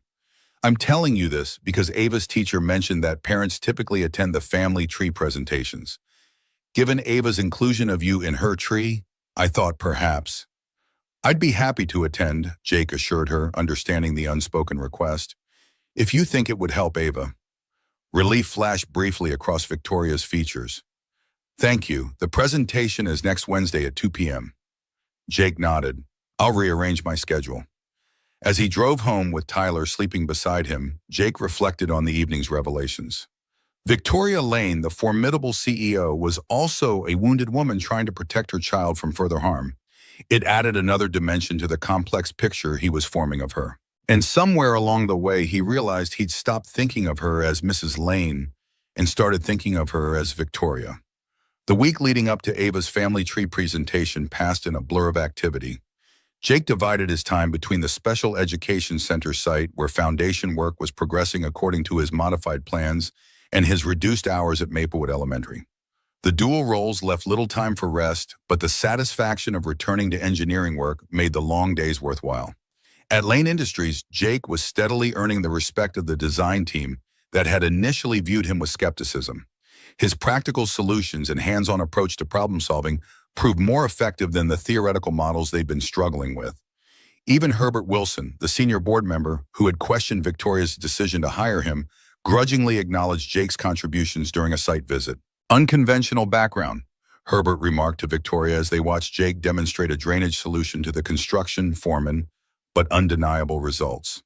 Victoria allowed herself a small smile of vindication. "I told you he was an asset worth acquiring."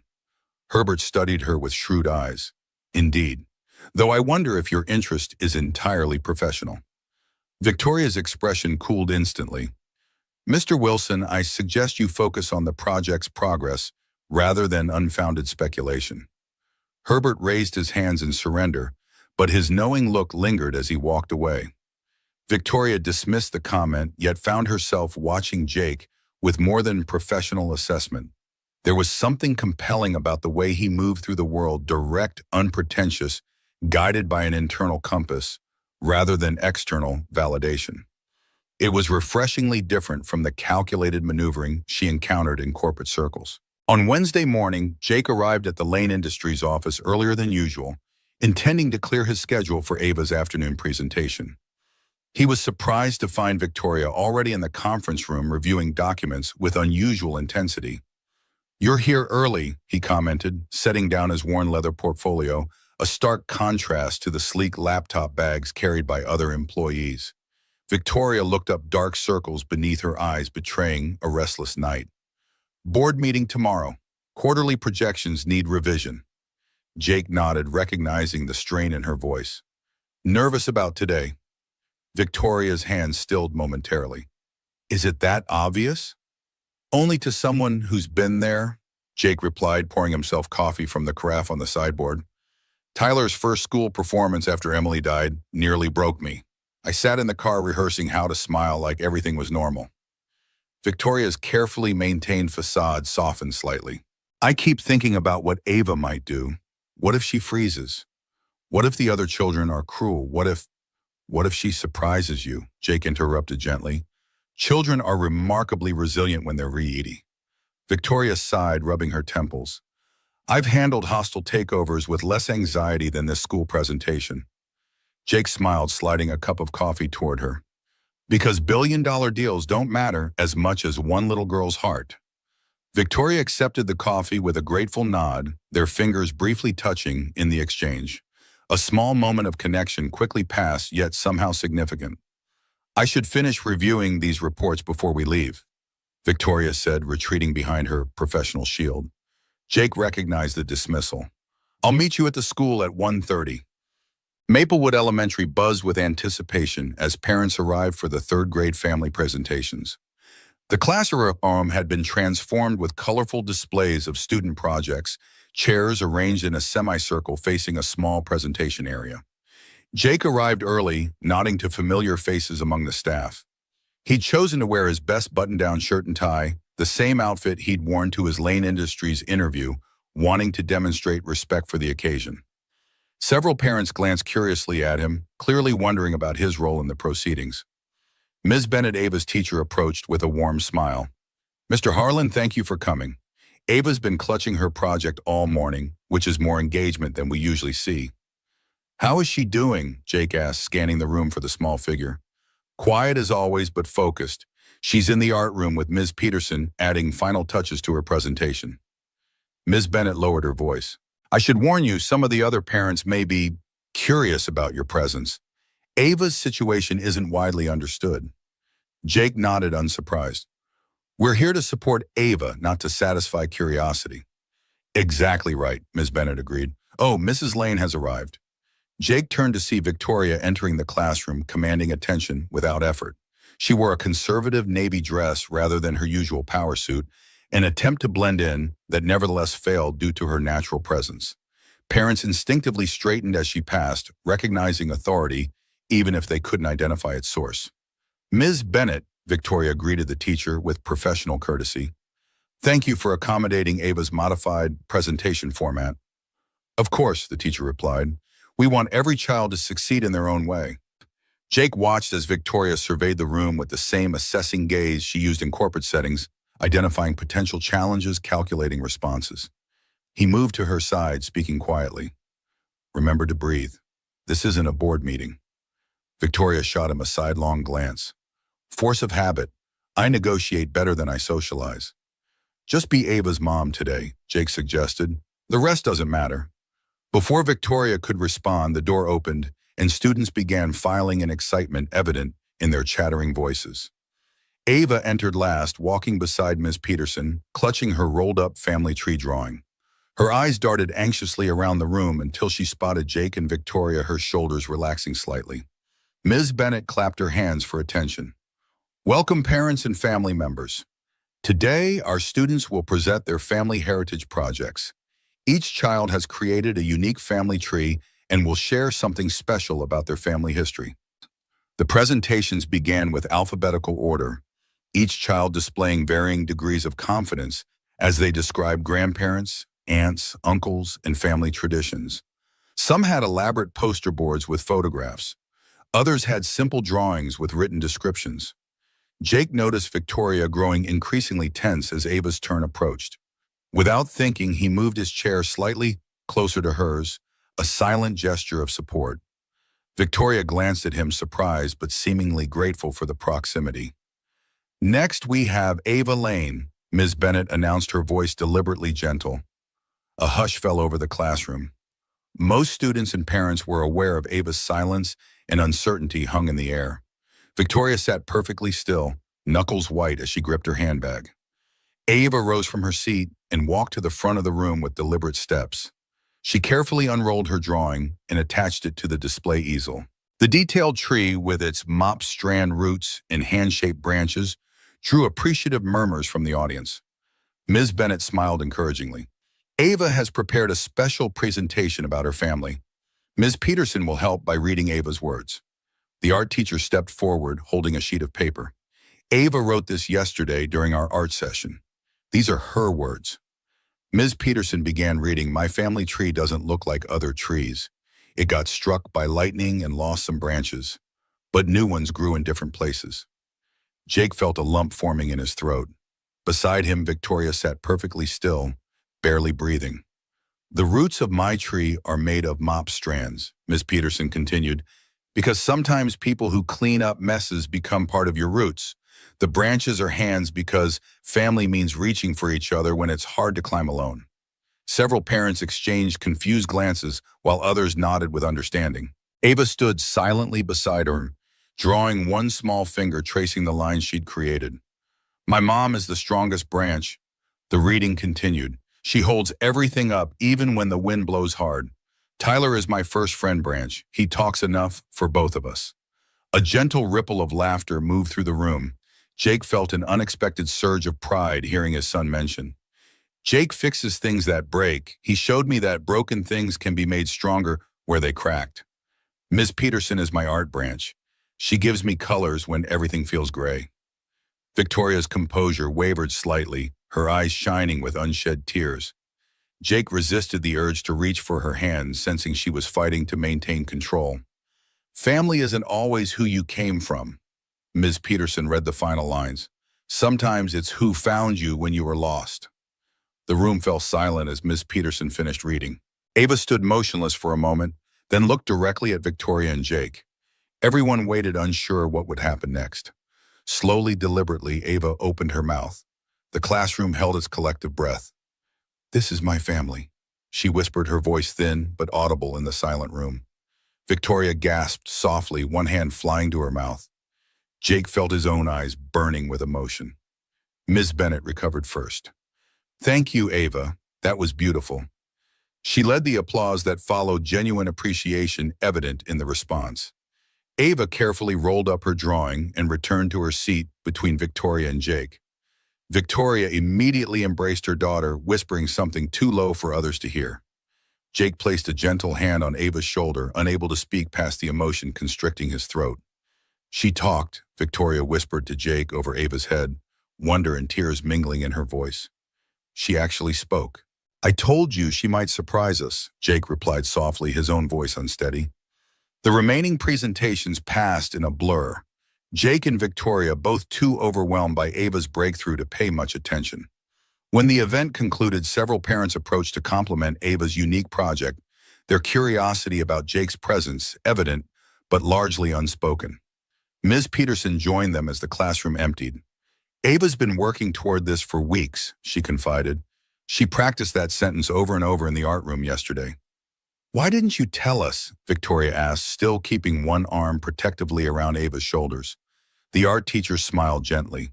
"Ava wanted it to be a surprise. She was very specific about that." Victoria looked down at her daughter with new eyes, recognizing the quiet determination that had been building beneath the silence. "You planned this whole thing, didn't you?" Ava didn't speak again, but she nodded, a small smile playing at the corners of her mouth.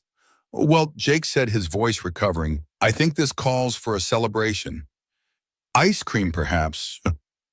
Ava's eyes lit up, and she nodded more enthusiastically. "Ice cream it is," Victoria agreed, seemingly willing to approve anything in the wake of Ava's breakthrough. As they walked toward the parking lot, Victoria surprised Jake by linking her arm through his, Ava walking between them. The gesture felt natural, as if they truly were the family unit depicted in Ava's drawing. "Thank you," Victoria said quietly, "for being part of her tree." Jake smiled, emotion still close to the surface. "It's an honor I never expected." They were approaching their vehicles when a sleek black Audi pulled into the school driveway, parking haphazardly across two spaces. Jake felt Victoria tense beside him even before the driver emerged. "Derek," she breathed instinctively, pulling Ava closer. Jake studied the man who stepped from the luxury car, tall, impeccably dressed in a tailored suit, with the confidence of someone accustomed to commanding attention. Objectively handsome, with his salt and pepper hair and chiseled features, yet there was something cold in his appraising gaze. Derek Lane spotted them immediately, striding toward the group with purpose. "Victoria," he called, his voice carrying across the parking lot. "I've been trying to reach you." Victoria's posture transformed instantly, corporate armor sliding into place. "This isn't the time or place, Derek." Derek ignored her, focusing instead on Ava. "Hello, princess. It's been a while."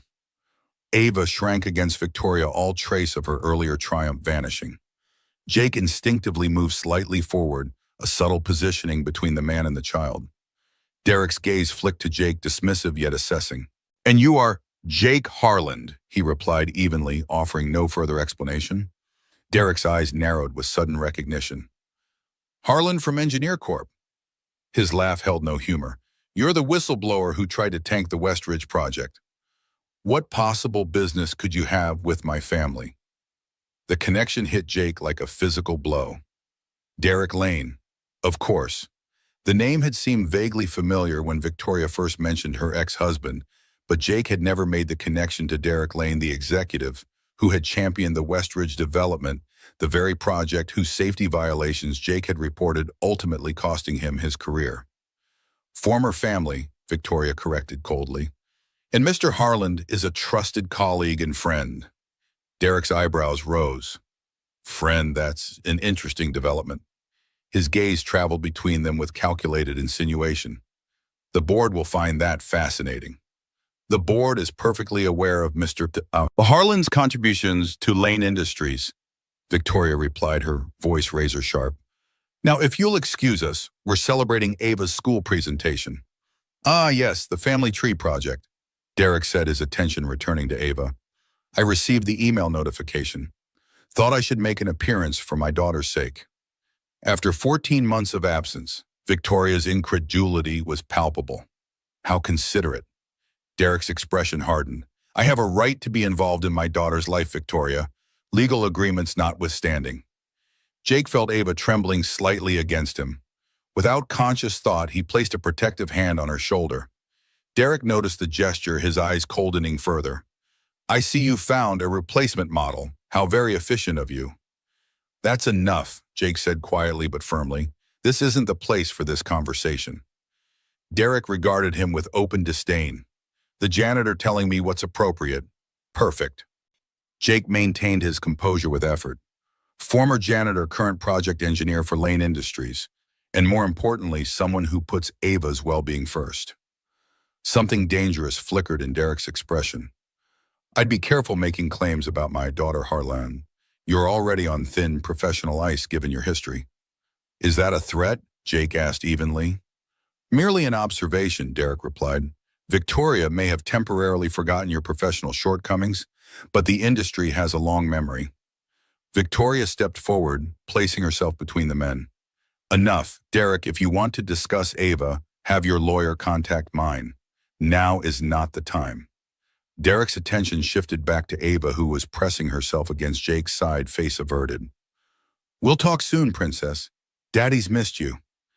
Ava's grip on Jake's hand tightened painfully. Jake recognized the silent plea and made a decision.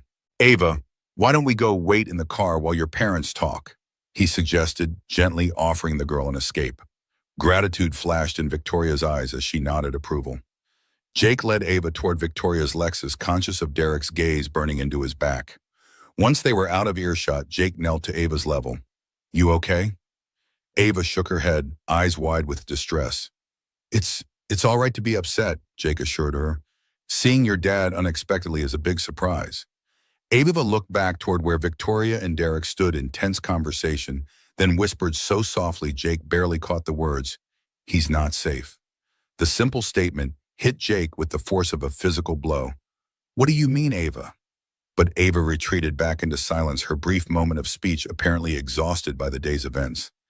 Jake didn't press, instead sitting quietly beside her in the car, providing the security of his presence, while Victoria concluded her confrontation with Derek. Several minutes later, Victoria approached the vehicle, her expression tightly controlled, but fury evident in every line of her body. She slid into the driver's seat, hands gripping the steering wheel, though she made no move to start the engine. "I'm sorry you had to witness that," she said finally, voice carefully modulated. "Are you okay?" Jake asked, knowing the question was inadequate. Victoria exhaled slowly. "I will be. Derek's timing has always been impeccable in the worst possible way." She turned to check on Ava, who had curled into herself in the back seat. "I'm sorry, sweetheart. I didn't know he was coming." Ava didn't respond, retreating further into the protective shell of silence that had briefly cracked earlier. "Perhaps we should postpone the celebration," Jake suggested gently. Victoria looked torn between disappointment and agreement. "I promised her ice cream." "We can do it another day," Jake assured her, "when today's success isn't overshadowed." Victoria nodded reluctantly. "You're right. Ava needs time to process." She hesitated, then added, "Would you still come back to the house with us? I think she'd feel safer with you there." The request surprised Jake, revealing a vulnerability Victoria rarely displayed. "Of course."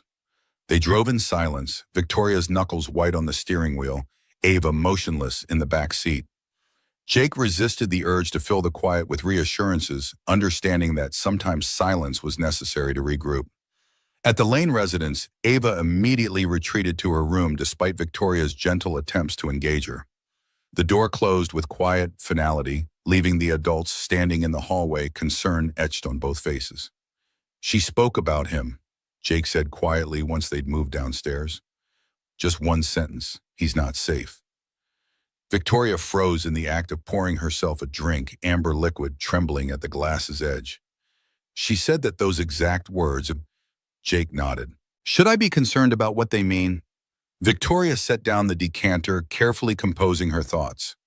"Derek never physically harmed Ava," she clarified. "But their relationship was complicated by his expectations. He wanted a perfect, accomplished daughter to display like a trophy. When she didn't perform to his standards, his disappointment was crushing." "And with you?" Jake asked carefully. Victoria's hesitation spoke volumes. "Derek has control issues. When he felt it slipping, especially toward the end of our marriage, he became unpredictable." Jake recalled the earlier mention of an argument that became physical and felt cold anger rising again. "Has he threatened you since the divorce?" "Not explicitly," Victoria replied, sipping her drink. "His methods are more subtle, calling board members with concerns about my leadership, suggesting to clients that Lane Industries is unstable under my direction, appearing without warning at Ava's school." "Have you considered a restraining order?" Victoria laughed without humor. "Derek moves in powerful circles. Legal maneuvers would only escalate his behavior while damaging Lane Industries' reputation. Besides, he's careful to keep his actions just this side of harassment." Jake frowned, troubled by the calculation evident in Derek's approach. "What did he want today?" Victoria's expression darkened. "He claims he wants to re-establish contact with Ava, but the timing is suspicious." "How so?" "Lane Industries' quarterly report releases tomorrow. The numbers are strong, our best since the divorce. The Special Education Center project is generating positive press." Victoria swirled the liquid in her glass. "Derek hates when I succeed without him." Jake considered this connecting pieces of a puzzle he'd only partially glimpsed before. "And he recognized me." "Yes," Victoria acknowledged. "That was unexpected, although perhaps it shouldn't have been. The engineering community is relatively small.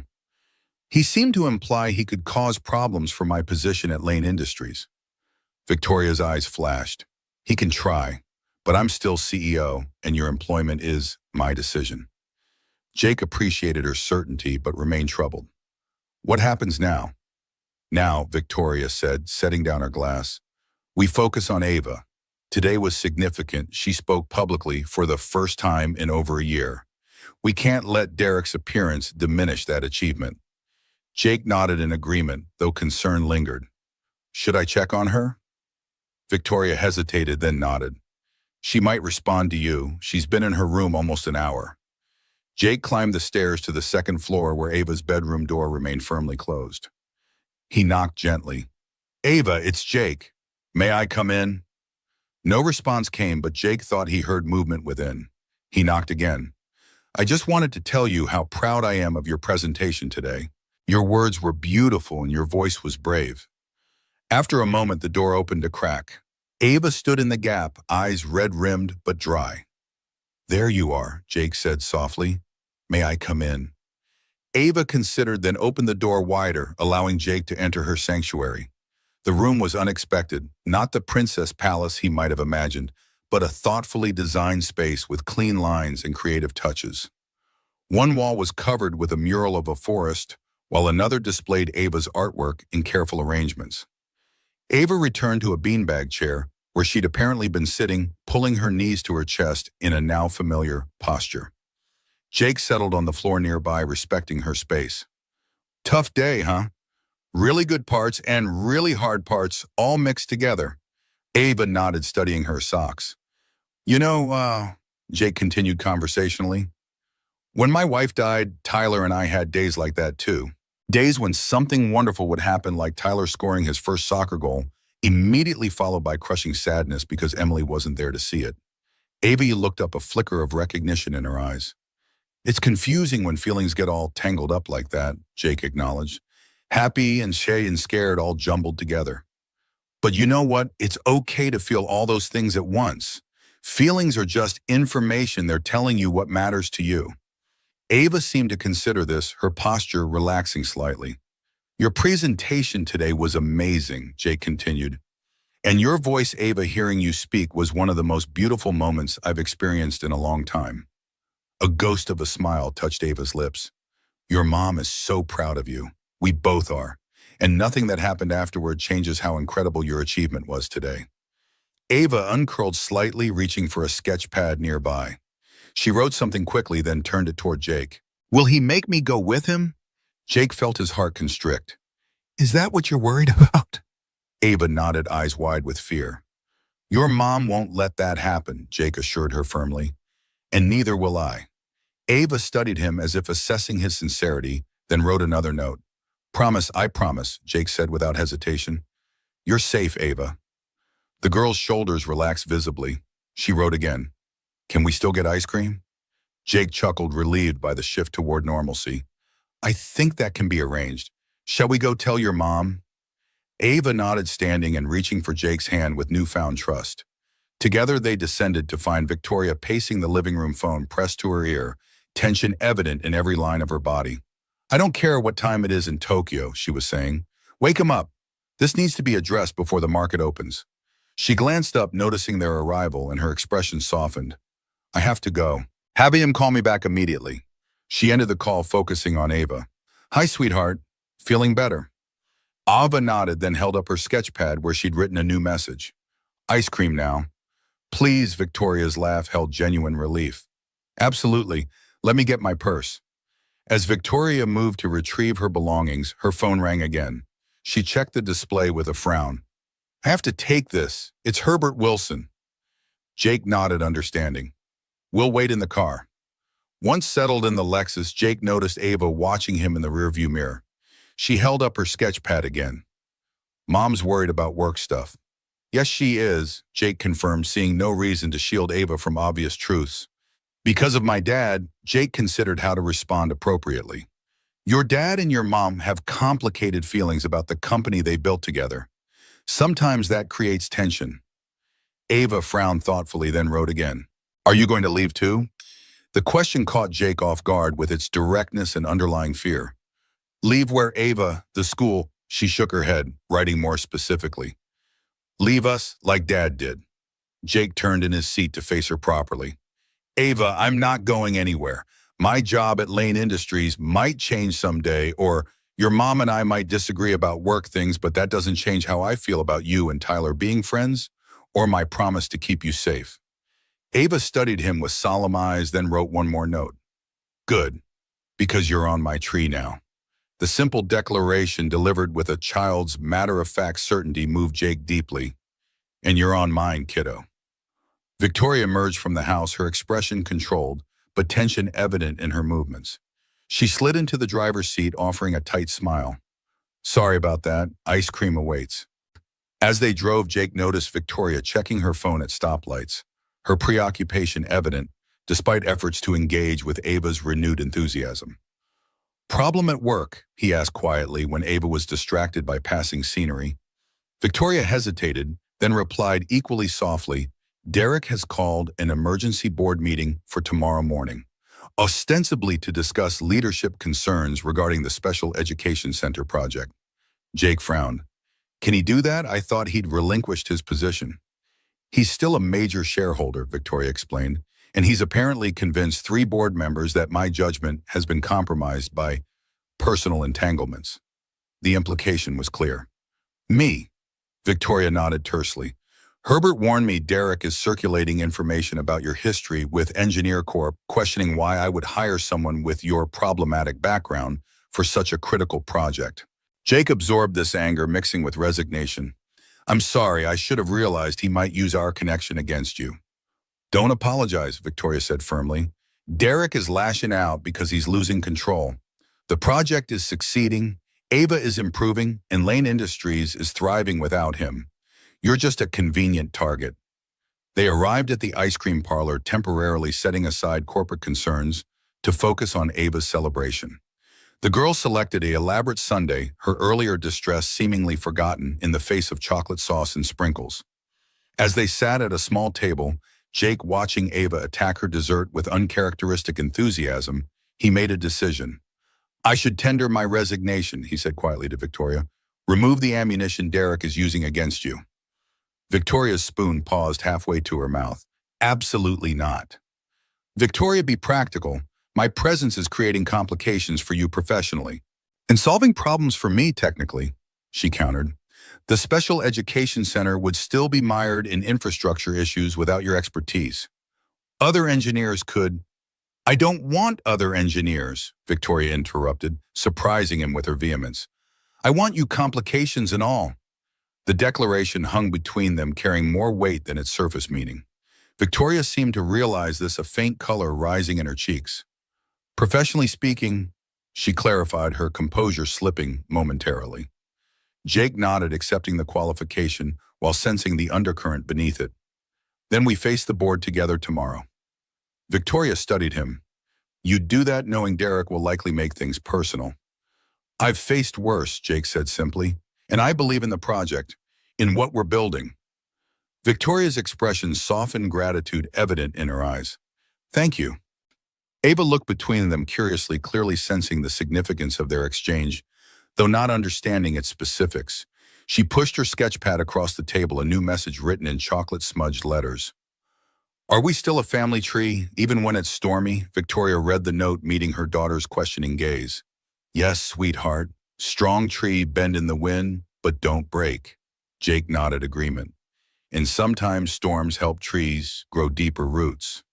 Ava considered this, then wrote again with determined strokes.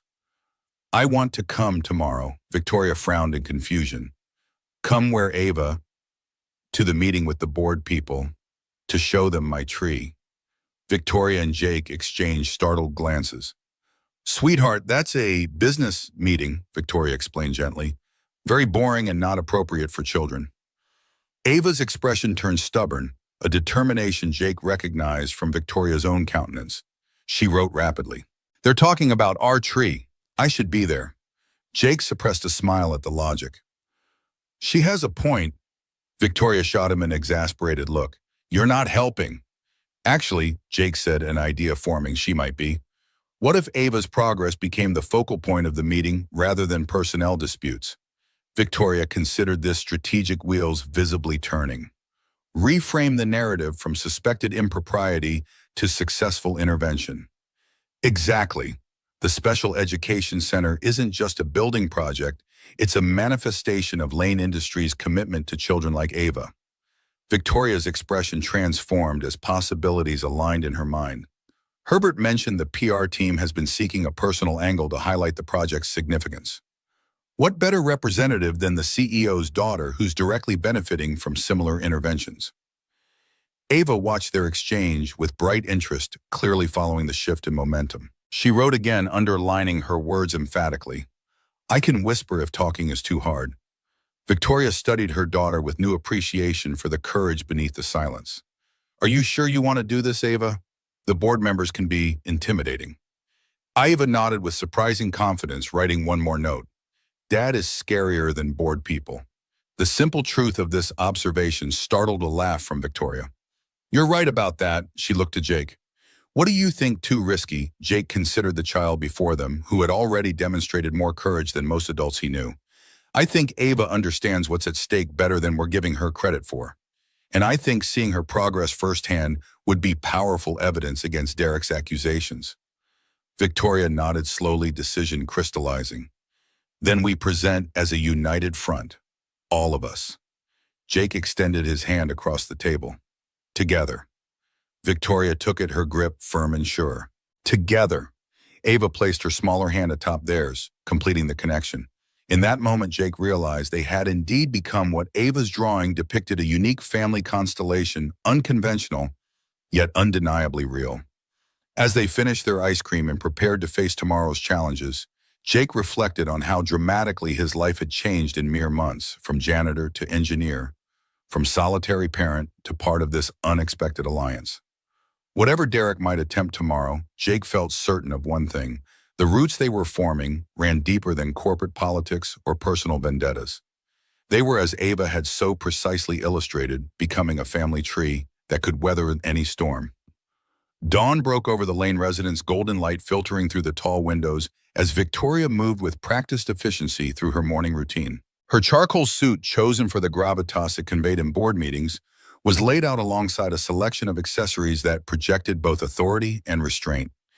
Every detail had been calculated for the confrontation ahead. Yet for the first time in years, Victoria found herself distracted from meticulous preparation by the sound of laughter drifting up from the kitchen below. Curious, she followed the unexpected noise to find Jake at her kitchen island, Tyler and Ava seated on stools across from him. All three were dusted with flour, a tray of misshapen muffins cooling nearby. The secret, Jake was saying as he demonstrated something with a whisk, is not to overmix. That's what makes them tough. Tyler nodded seriously while Ava watched with rapt attention, both children still in pajamas despite the early hour. Victoria paused in the doorway, struck by the domesticity of the scene. After Derek's appearance yesterday, she'd insisted Jake and Tyler stay in the guest suite rather than drive home late. What she hadn't expected was how naturally they would integrate into the morning rhythm of a house that had known little joy in recent years. Jake looked up, catching her observation. Good morning, we made breakfast. I can see that, Victoria replied, taking in the cheerful disaster zone that was formerly her immaculate kitchen. You're all up early. Big day, Jake said simply. Figured everyone could use proper fuel. Tyler grinned proudly. I made the blueberry ones. They're kinda squished, but Dad says taste matters more than looks. A philosophy that extends to his wardrobe choices, Victoria quipped, though her tone held more affection than criticism. Jake laughed, unaffected by the jab. I'll have you know this is my second best tie. Victoria found herself smiling despite the tension of the coming meeting. Coffee. Already poured, Jake replied, sliding a mug toward her. Black, 1 sugar splash of cream. Victoria blinked, surprised he'd noticed such a detail. Thank you. As she sipped the perfectly prepared coffee, Victoria observed Ava's relaxed interaction with Tyler, the two children communicating through a combination of words from Tyler and gestures or written notes from Ava. Her daughter seemed more animated than Victoria had seen in months, the fear from yesterday's encounter with Derek temporarily forgotten in the simple pleasure of making breakfast. Ava, Victoria said carefully, are you sure about today? About coming to the board meeting? Ava looked up, momentary hesitation crossing her features before she nodded firmly, reaching for her ever-present sketchpad. I want to help. It might be uncomfortable, Victoria warned. Your father will be there. Ava's expression tightened, but she wrote again with determination. Jake and Tyler will be there too. Victoria glanced at Jake, who nodded confirmation. We discussed it last night. Tyler will wait in your office with Rebecca during the actual meeting, but we thought having him there in the building would help Ava feel more secure. Victoria felt a complex mix of emotions, gratitude for this support mingled with an unfamiliar sensation of sharing parental decisions. It wasn't unwelcome, merely unprecedented. That's very thoughtful, she acknowledged. The meeting starts at 9. We should leave by 8 to avoid traffic. Jake checked his watch. Which means you two need to get dressed, he told the children. Tyler, your clothes are laid out in the guest room. Ava, we'll see you back down here in 15 minutes. The children hurried off, leaving the adults alone in the flour-dusted kitchen. Victoria sipped her coffee, studying Jake over the rim of her mug. You're good with them, she observed. Jake shrugged, wiping down the countertop. Kids appreciate authenticity. They know when adults are being real with them. Is that what I've been doing wrong? The question slipped out before Victoria could censor it, revealing an insecurity she rarely acknowledged.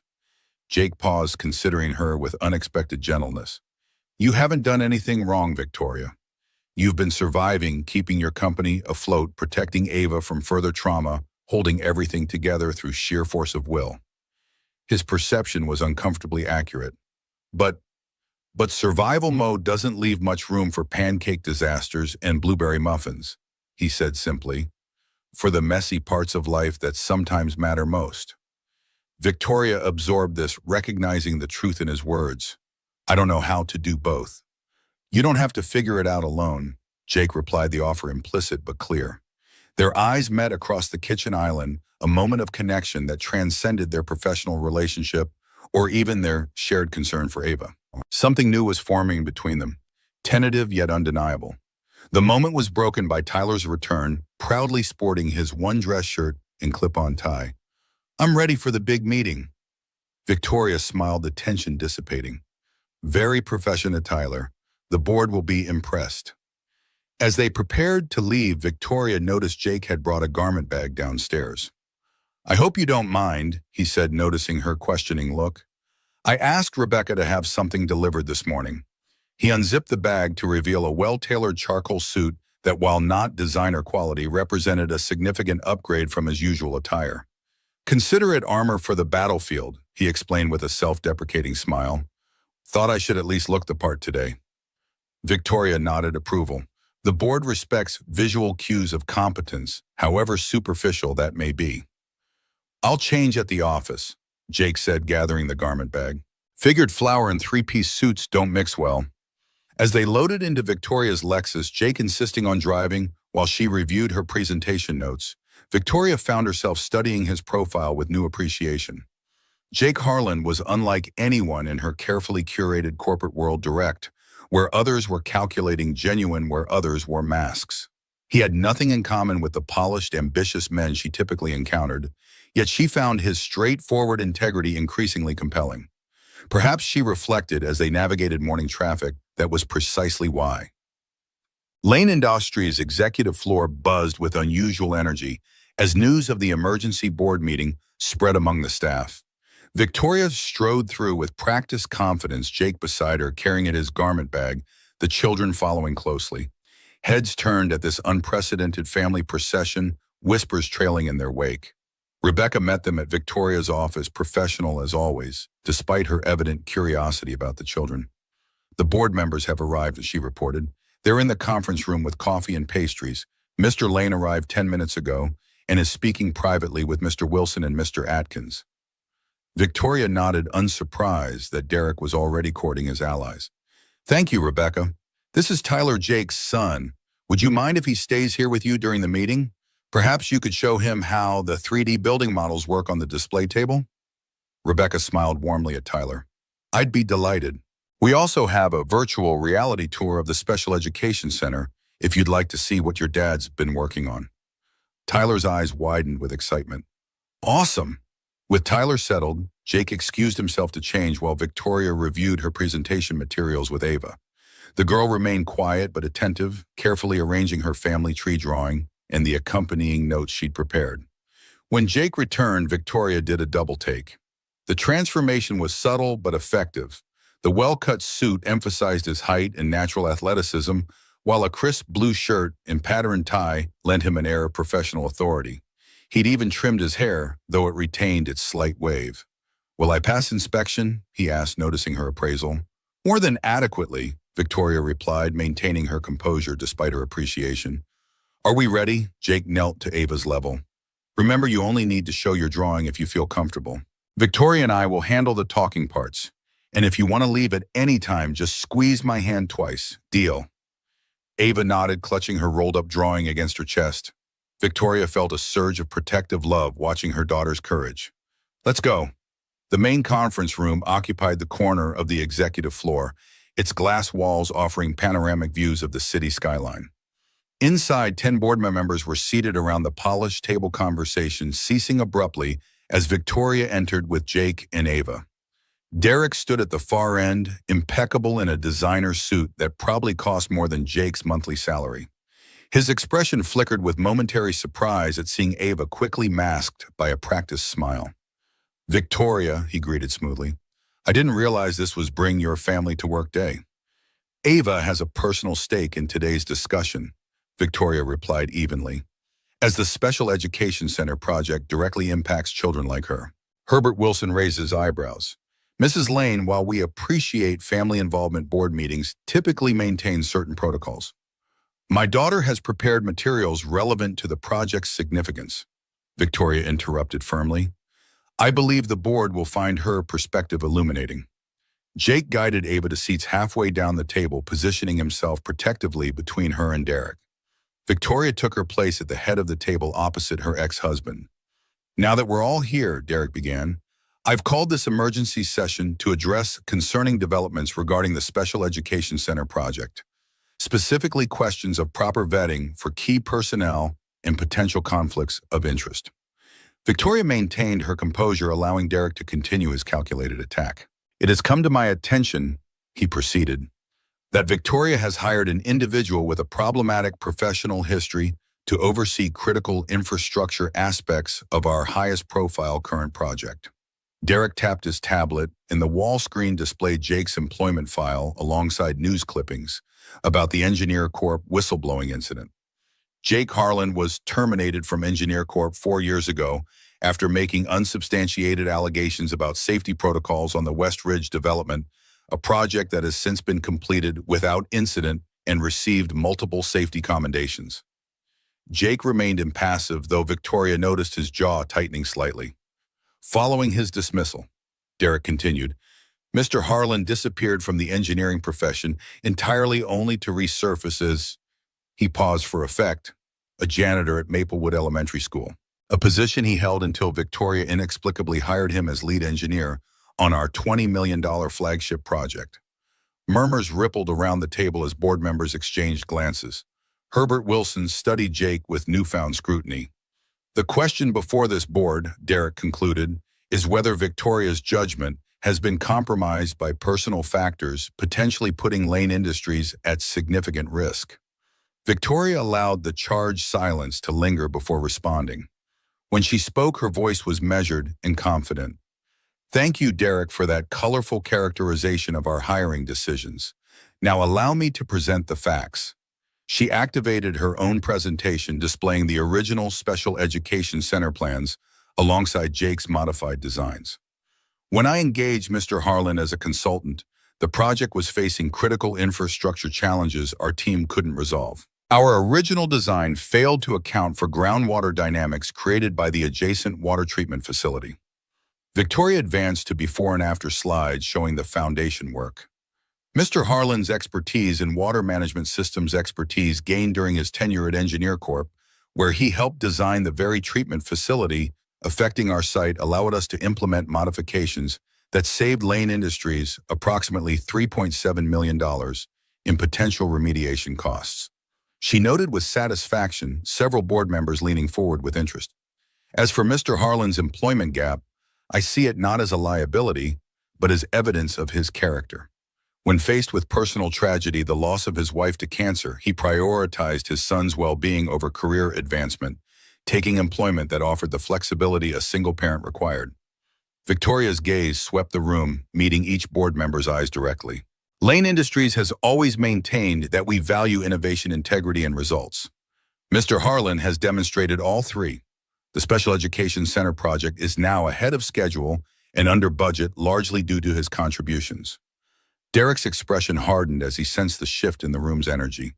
The financial benefits don't negate the irregular hiring process or the potential reputational risk. Harlan made very public accusations against established industry practices. Accusations that were later validated by independent audits. Jake interjected, calmly speaking for the first time, though Engineer Corp buried those findings in settlement agreements. Derek's eyes narrowed. You signed a non-disclosure agreement as part of your separation package, Harlan. I'd be careful about making further allegations. I signed an agreement not to discuss specific technical violations, Jake corrected. Nothing preventing me from stating the documented fact that 3 separate engineering firms subsequently modified their practices to align with the concerns I raised. Victoria suppressed a smile at Jake's composed rebuttal. He'd clearly come prepared. Gentlemen, she redirected, while this history is fascinating, it distracts from the true purpose of the Special Education Center project, which is why I've asked someone with first-hand experience to share her perspective. Victoria nodded encouragingly to Ava, who hesitated momentarily before unrolling her drawing on the table. Jake helped her secure the corners, then stepped back. This is my daughter Ava's family tree project, Victoria explained, her voice softening. Created for her school presentation yesterday, where she spoke publicly for the first time in 14 months. The significance of this statement wasn't lost on the board members, several of whom were aware of Ava's selective mutism following the divorce. Ava has been receiving specialized support through Maplewood's arts program, exactly the type of intervention our center will provide to hundreds of children. With her permission, I'd like to share what she wrote about her experience. Victoria looked to Ava for final confirmation. The girl nodded, sliding her notes forward. Reading from Ava's carefully printed words, Victoria continued. Sometimes people get hurt inside where nobody can see. When that happens, regular school gets really hard. Art helped me when words wouldn't come out. The Special Education Center will help kids like me find their voices again. The conference room fell silent as the simple, powerful testimony resonated among even the most skeptical board members. Herbert Wilson removed his glasses, clearly moved by the child's perspective. Derek, sensing the emotional tide turning against him, attempted to regain control. While this is certainly touching, it hardly addresses the procedural concerns. I believe it addresses the fundamental purpose of Lane Industries. Herbert interrupted, surprising everyone by challenging Derek directly. Victoria, you mentioned Ava spoke at her presentation yesterday. That's remarkable progress. Victoria nodded, squeezing Ava's shoulder gently. Yes, after months of specialized intervention, similar to what our center will provide. And Mr. Harlan's involvement with this intervention? Herbert inquired. Jake shifted uncomfortably as attention turned to him. I simply provided a consistent, supportive presence while Ava worked through the art therapy program. Any credit belongs to the teachers and to Ava herself. Ava tugged at Jake's sleeve, then pointed deliberately at her drawing, specifically at the section where she'd illustrated Jake fixing broken things and making them stronger. Ava would like to add something, Jake translated, understanding her silent communication. To everyone's surprise, Ava stood, took a deep breath, and whispered just loudly enough for the room to hear, "He made it safe to talk again." The simple declaration hung in the air, powerful in its authenticity. Victoria felt tears threatening, but maintained her composure through sheer professional discipline. Several board members nodded appreciatively, clearly affected by the child's courage. Derek, however, was not so easily swayed. His expression darkened as he recognized his strategic advantage slipping away. This emotional display is precisely my concern, he argued, voice hardening. Victoria is allowing personal attachments to influence business decisions. Harlan may have helped Ava, but that doesn't qualify him to oversee a multi-million-dollar project. His background is exactly what the project needed, Victoria countered, as demonstrated by the measurable results in your board packets. The question isn't whether my judgment was sound in hiring Mr. Harlan. The financial and technical outcomes prove it was. The real question is why you're so determined to undermine a successful project that helps children like your daughter. Derek's face flushed with barely controlled anger. Don't question my concern for Ava. Your concern was conspicuously absent for 14 months, Victoria replied coolly. Until yesterday, when you appeared unannounced at her school presentation. I have every right to be involved in my daughter's life. Rights you chose not to exercise until it became convenient leverage. Victoria observed her calm demeanor contrasting sharply with Derek's growing agitation. Ava shrank back in her chair, distressed by the escalating conflict. Jake placed a protective hand on her shoulder, drawing Derek's attention. And now you found a replacement father figure, Derek sneered. How convenient. That's enough, Herbert Wilson interrupted firmly. This meeting has veered far from its stated purpose. Derek, if you have legitimate concerns about project management, present them without personal attacks. Derek composed himself with visible effort. My concerns are legitimate. Harlan lacks the current industry credentials this project requires. His employment at Lane Industries creates potential liability issues, given his history of corporate whistleblowing, and his personal involvement with Victoria and Ava represents a clear conflict of interest. If I may address those points, Jake said, his voice steady despite the provocation. My engineering license remains active and in good standing. My whistleblowing, as you call it, demonstrated a commitment to safety over expediency, a value I believe serves Lane Industries well. As for my personal involvement, Jake glanced at Victoria, silently seeking permission to continue. She nodded slightly.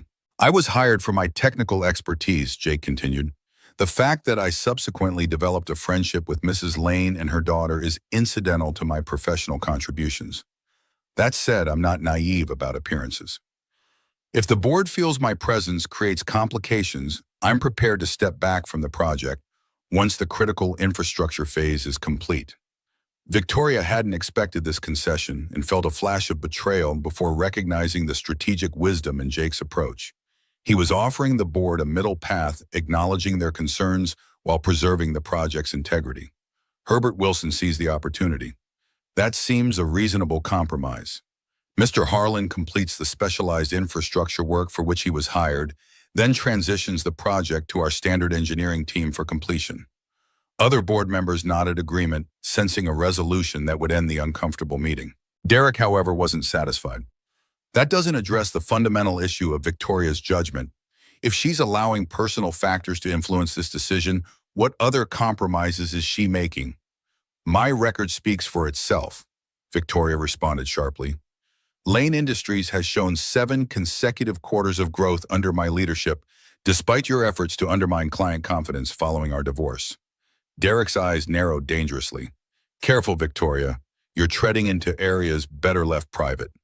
As you did by calling this meeting, Victoria countered, you've questioned my professional judgment because you object to my personal associations. If we're examining conflicts of interest, perhaps we should discuss your recent acquisition of property adjacent to the Special Education Center site property that would triple in value if our project were to relocate. The revelation sent a ripple of surprise through the board. Derek hadn't expected Victoria to have this information. That's purely coincidental, he insisted, though his expression betrayed him. As coincidental as your sudden interest in Ava's welfare, Victoria pressed, or your private meetings with board members Atkins and Foster last month where you discussed the possibility of a leadership challenge. Derek's face flushed with anger. You've been spying on me. I've been protecting my company, Victoria corrected. The company you attempted to damage during our divorce by taking key clients with you. The company whose resources you're now trying to manipulate for personal gain. Herbert Wilson cleared his throat. These are serious allegations, Victoria. Do you have documentation? My legal team has prepared a comprehensive file, Victoria confirmed. I hadn't planned to present it today, hoping we could focus on the project's merits rather than personal vendettas. But if necessary, I'm prepared to formally request an ethics investigation. The threat hung in the air, shifting the power dynamic decisively. Board members exchanged uncomfortable glances, suddenly reconsidering their positions. Derek recognized his miscalculation. He'd expected to isolate Victoria using Jake as evidence of compromised judgment. Instead, she turned the tables, revealing his own conflicted interests. This is absurd, he attempted, but his protest lacked conviction. Herbert Wilson had heard enough. I move that we conclude this emergency session and return to our regular meeting schedule next month. The Special Education Center project will continue as planned, with Mr. Harlan completing the infrastructure phase before transitioning to an advisory role. The motion was quickly seconded and approved, board members evidently eager to extract themselves from the increasingly personal conflict. As the meeting disbanded, Derek remained at the far end of the table, seething with barely controlled fury. He watched as Victoria conferred quietly with Herbert, while Jake helped Ava gather her drawings. When most board members had departed, Derek approached Ava, his expression softening into the charismatic smile that had once charmed Victoria. "Beautiful drawing, princess," he said, reaching for the family tree. "May I see?" Ava hesitated, clutching the paper tighter. "It's all right," Derek coaxed. "Daddy just wants to look at your artwork." Jake observed the interaction carefully, but didn't intervene, allowing Ava to make her own decision. After a moment's consideration, Ava carefully unrolled her drawing, holding it where Derek could see but not touch the illustration. Derek studied it, his smile fading as he noted Jake's prominent inclusion and his own absence from the tree. "Interesting choice of family members," he commented, voice tightening. "Did your mother suggest this arrangement?" Ava shook her head, pulling the drawing back protectively. "Because it seems convenient that I've been erased while her new friend features so prominently." "Ava made her own choices about her project," Jake interjected quietly, "as children should be free to do." Derek's attention shifted to Jake, contempt evident in his gaze. "Playing father to my daughter doesn't make you family, Harlan, no matter what Victoria has led you to believe." "I'm not playing anything," Jake replied evenly. "I'm simply being present when Ava needs support." "A temporary arrangement," Derek stated coldly. "One that will conclude once Victoria tires of her charity project." Jake maintained his composure, refusing to escalate in front of Ava. "I think we're done here." Derek leaned closer, a voice dropping to ensure only Jake could hear. "You have no idea what you've stepped into, Harlan. Victoria uses people until they're no longer useful, then discards them. Ask her previous executives. Ask her former friends. Eventually ask yourself." With that parting shot, Derek straightened, nodded curtly to Victoria, who had approached to check on Ava, and departed without further comment. Victoria exhaled slowly once he was gone. "I apologize for that. Derek never accepts defeat gracefully." Jake watched Ava, who seemed relieved by her father's departure, but still clutched her drawing protectively. "Are you okay?" he asked the child gently. Ava nodded, then wrote quickly on her notepad. "Can we go get Tyler now?" "Absolutely," Victoria agreed. "I think we all deserve a break after that." As they walked back to Victoria's office, Jake found himself reflecting on Derek's warning. Was there truth in his claim about Victoria using people? Jake had certainly witnessed her strategic thinking, her ability to leverage situations to her advantage. Yet he'd also seen genuine vulnerability, fierce protectiveness toward Ava, and growing openness to emotional connection. "You're quiet," Victoria observed as they approached her office. Jake offered a reassuring smile. "Just processing. That was quite a meeting." "Thank you for offering the compromise," Victoria said quietly. "It was the right strategic move, even if I wished it hadn't been necessary." "I meant what I said about stepping back if it helps the project succeed," Jake assured her. "The work matters more than my role in it." Victoria studied him thoughtfully. That's a perspective Derek never understood. For him, recognition always mattered more than results. They reached her office to find Tyler engrossed in the virtual reality display of the Special Education Center, Rebecca guiding him through the digital model. "Dad," Tyler exclaimed, removing the VR headset, "this building is amazing. There's a room where the floor can feel like water, or sand or grass, and another where the walls change colors with your emotions." Jake smiled at his son's enthusiasm. "Sounds pretty special. Can I go there when it's built, even though I don't need special education?" Victoria knelt to Tyler's level, something Jake had never seen her do with anyone but Ava. "There will be community days when any child can visit. You'll be our honored guest for the grand opening." Tyler beamed with pride. "Did your meeting go okay? Did you beat the bad guys?" The adults exchanged amused glances at his simplified interpretation. "The project will continue as planned," Victoria confirmed, thanks in part to Ava's bravery. Ava blushed slightly at the praise, but her expression held quiet satisfaction. "I believe this calls for a proper celebration," Victoria declared. The ice cream we missed yesterday, perhaps. The children's enthusiastic agreement settled the matter, and as they prepared to leave the corporate battleground behind, Jake felt a curious sense of accomplishment, not just for the professional victory, but for the small family unit they were forming, unconventional and unexpected, yet increasingly real. Derek's warning echoed briefly in his mind, but Jake dismissed it. Whatever complications lay ahead today, they had stood together and prevailed. For now, that was enough. 6 months later, golden autumn sunlight streamed through the soaring windows of the newly completed Lane Center for Educational Development. What had once been architectural renderings and construction blueprints now stood as a gleaming reality, a testament to vision, perseverance, and unexpected collaboration. Jake stood at the edge of the main atrium, watching as the final preparations came together for tomorrow's grand opening ceremony. The specialized sensory rooms Tyler had so enthusiastically described were now fully operational. Interactive learning spaces filled with cutting-edge technology awaited the children who would benefit from them.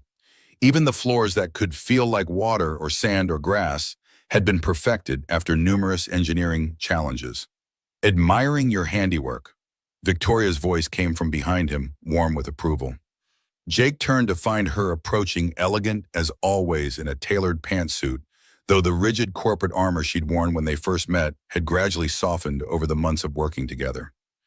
"Just making sure the water systems are functioning properly," Jake replied with a smile. "Old habits." Victoria stood beside him, surveying the space. "The building systems engineer assures me your drainage solutions are working flawlessly, even during last month's record rainfall." "High praise indeed," Jake acknowledged. "Though I'm just one small part of what made this possible." Victoria shook her head. "False modesty doesn't suit you, Jake. We both know this center wouldn't exist, at least not in this form, without your contributions." "Technical solutions were the easy part," Jake countered. "You're the one who fought the board, secured the additional funding, and kept the vision intact." They shared a moment of mutual appreciation, a silent acknowledgement of the journey that had brought them here. In the months since the contentious board meeting, their professional collaboration had deepened into something more personal, evolving slowly and carefully, mindful of the children who watched their every interaction. "Speaking of vision," Victoria said, checking her watch, "the children should be arriving soon. Ava's been counting down the days." As if on cue, the center's main doors opened to admit a school bus from Maplewood Elementary. Peterson emerged first, followed by 15 excited students, chosen as the center's inaugural visitors before the official opening. Among them were Tyler and Ava walking side by side, engaged in animated conversation. Jake felt a surge of pride watching them, Tyler chattering away while Ava responded with a mixture of gestures, written notes, and occasional spoken words. Her progress over the past 6 months had been remarkable, not a complete return to regular speech, but a gradual reclaiming of her voice in situations where she felt secure. "Dad," Tyler called, rushing over with Ava close behind. "We saw the building from the bus, and Leo didn't believe me when I said you helped make it, but Miss Peterson told everyone you designed the special water systems." Jake laughed, ruffling his son's hair. "I was part of the team that designed it. Lots of people worked very hard to make this happen." Ava approached Victoria, pulling a small notebook from her pocket. Rather than writing in it, however, she took a deep breath and whispered, "It's beautiful, Mom." Victoria's expression softened with maternal pride. "Thank you, sweetheart. Would you like to show your classmates around? You've seen the plan often enough." Ava nodded eagerly, turning to rejoin the group where Ms. Peterson was organizing them for the tour. "She's doing so well," Jake observed as they watched the children gather. Victoria nodded, a mixture of emotions playing across her features. "The therapist says her selective speech is increasing steadily. She may always be more reserved than other children, but the trauma response is diminishing." "And no further complications with Derek?" Jake asked cautiously. Victoria's expression tightened slightly at the mention of her ex-husband. "His attorney still sends the occasional threatening letter about visitation rights, but it's mostly posturing." After the board meeting debacle and the ethics investigation that followed, Derek seems to have decided that distance serves his interests better than confrontation. Jake nodded, relieved that Derek's disruptive presence had faded from their lives, though he remained wary of the man's unpredictable nature. The board's ethics investigation had revealed Derek's attempts to manipulate Lane Industries' projects for personal gain, resulting in a formal censure, and his removal from several key committees. His influence had waned considerably, though he retained his shareholder status. "Well," Jake said, deliberately lightening the tone, "shall we join the tour? I'm curious to see how the sensory rooms turned out after all those design revisions." Victoria slipped her hand into his as they followed the school group, a small gesture that still sent a pleasant warmth through Jake's chest. Their relationship had evolved with careful deliberation, both acutely aware of the children watching their every move. What had begun as professional respect had deepened through shared challenges and quiet moments, eventually blossoming into something neither had expected to find again. The tour progressed through the center's innovative spaces, each designed to support children with different learning needs. Ms. Peterson expertly explained how the various features would help students who struggled in traditional classroom settings, while the Maplewood children tested interactive displays with enthusiastic curiosity.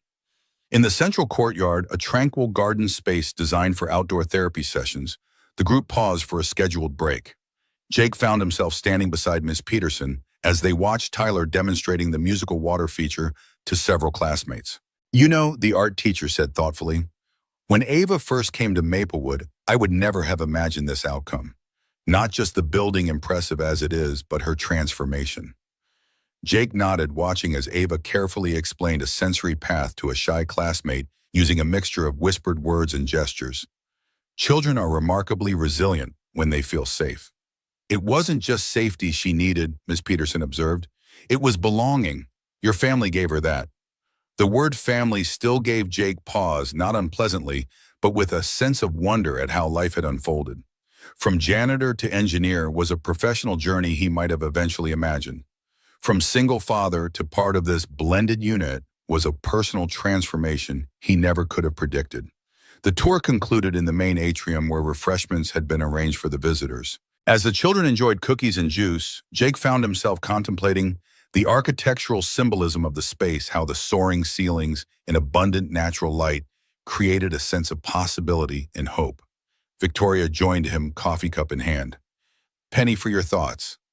"Just appreciating the journey," Jake replied, "from fixing a broken pipe in the art room to this."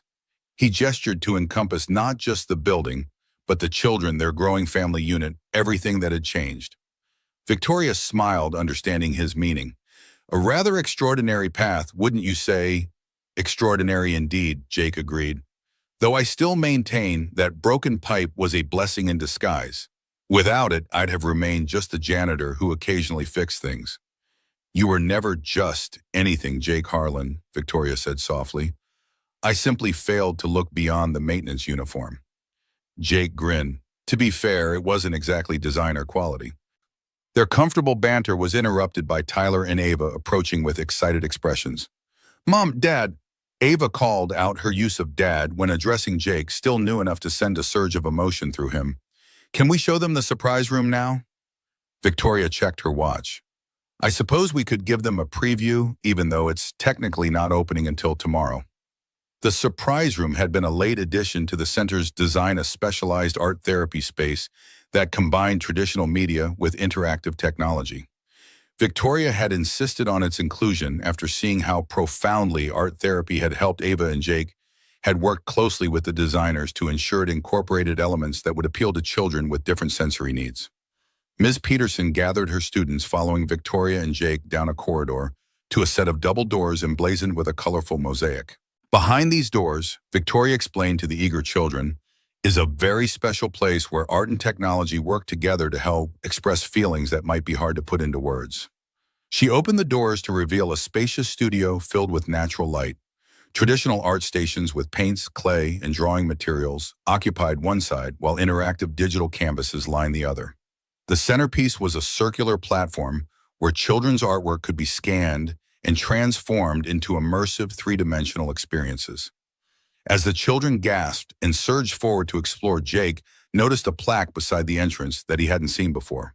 He moved closer to read the inscription, "The Ava Lane Art Therapy Studio, where silence finds expression and healing begins."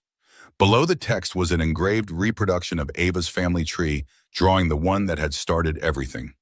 Jake felt a lump form in his throat. "When did you add this?" Victoria smiled softly. "Last week. The board unanimously approved naming the studio after Ava in recognition of how her journey inspired the entire project. Across the room, Ava had discovered the plaque as well. Her eyes widened in surprise, then filled with tears of joy as she realized the significance of the honor. She turned to look at Victoria and Jake, her expression conveying everything words couldn't. Ms. Peterson guided her students through the various stations, explaining how each feature could help express different emotions.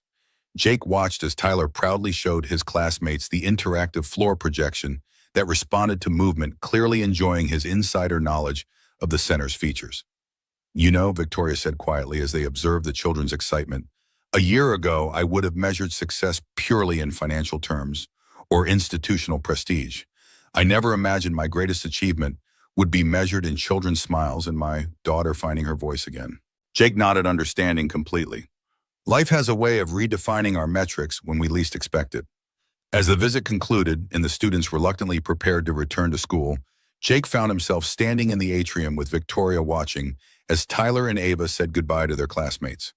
Tomorrow's grand opening would bring dignitaries, media coverage, and corporate recognition, all the external validation that such projects typically sought. Yet somehow this quieter moment felt like the true culmination of their work. Will you and Tyler be staying for dinner tonight? Victoria asked as the school bus departed. Ava's been asking all week. We wouldn't miss it, Jake replied. Though I should warn you, Tyler has been experimenting with a new chocolate chip cookie recipe he's determined to perfect before your birthday next month. Victoria laughed. So I should expect flour everywhere. Probably on the ceiling too, Jake admitted with a grin. The boy is enthusiastic, but still working on his spatial awareness when it comes to electric mixers. Their easy domestic banter felt natural now the rhythm of their lives increasingly intertwined over the past months. What had begun as professional collaboration had evolved through friendship into a relationship neither had been seeking, but both now treasured.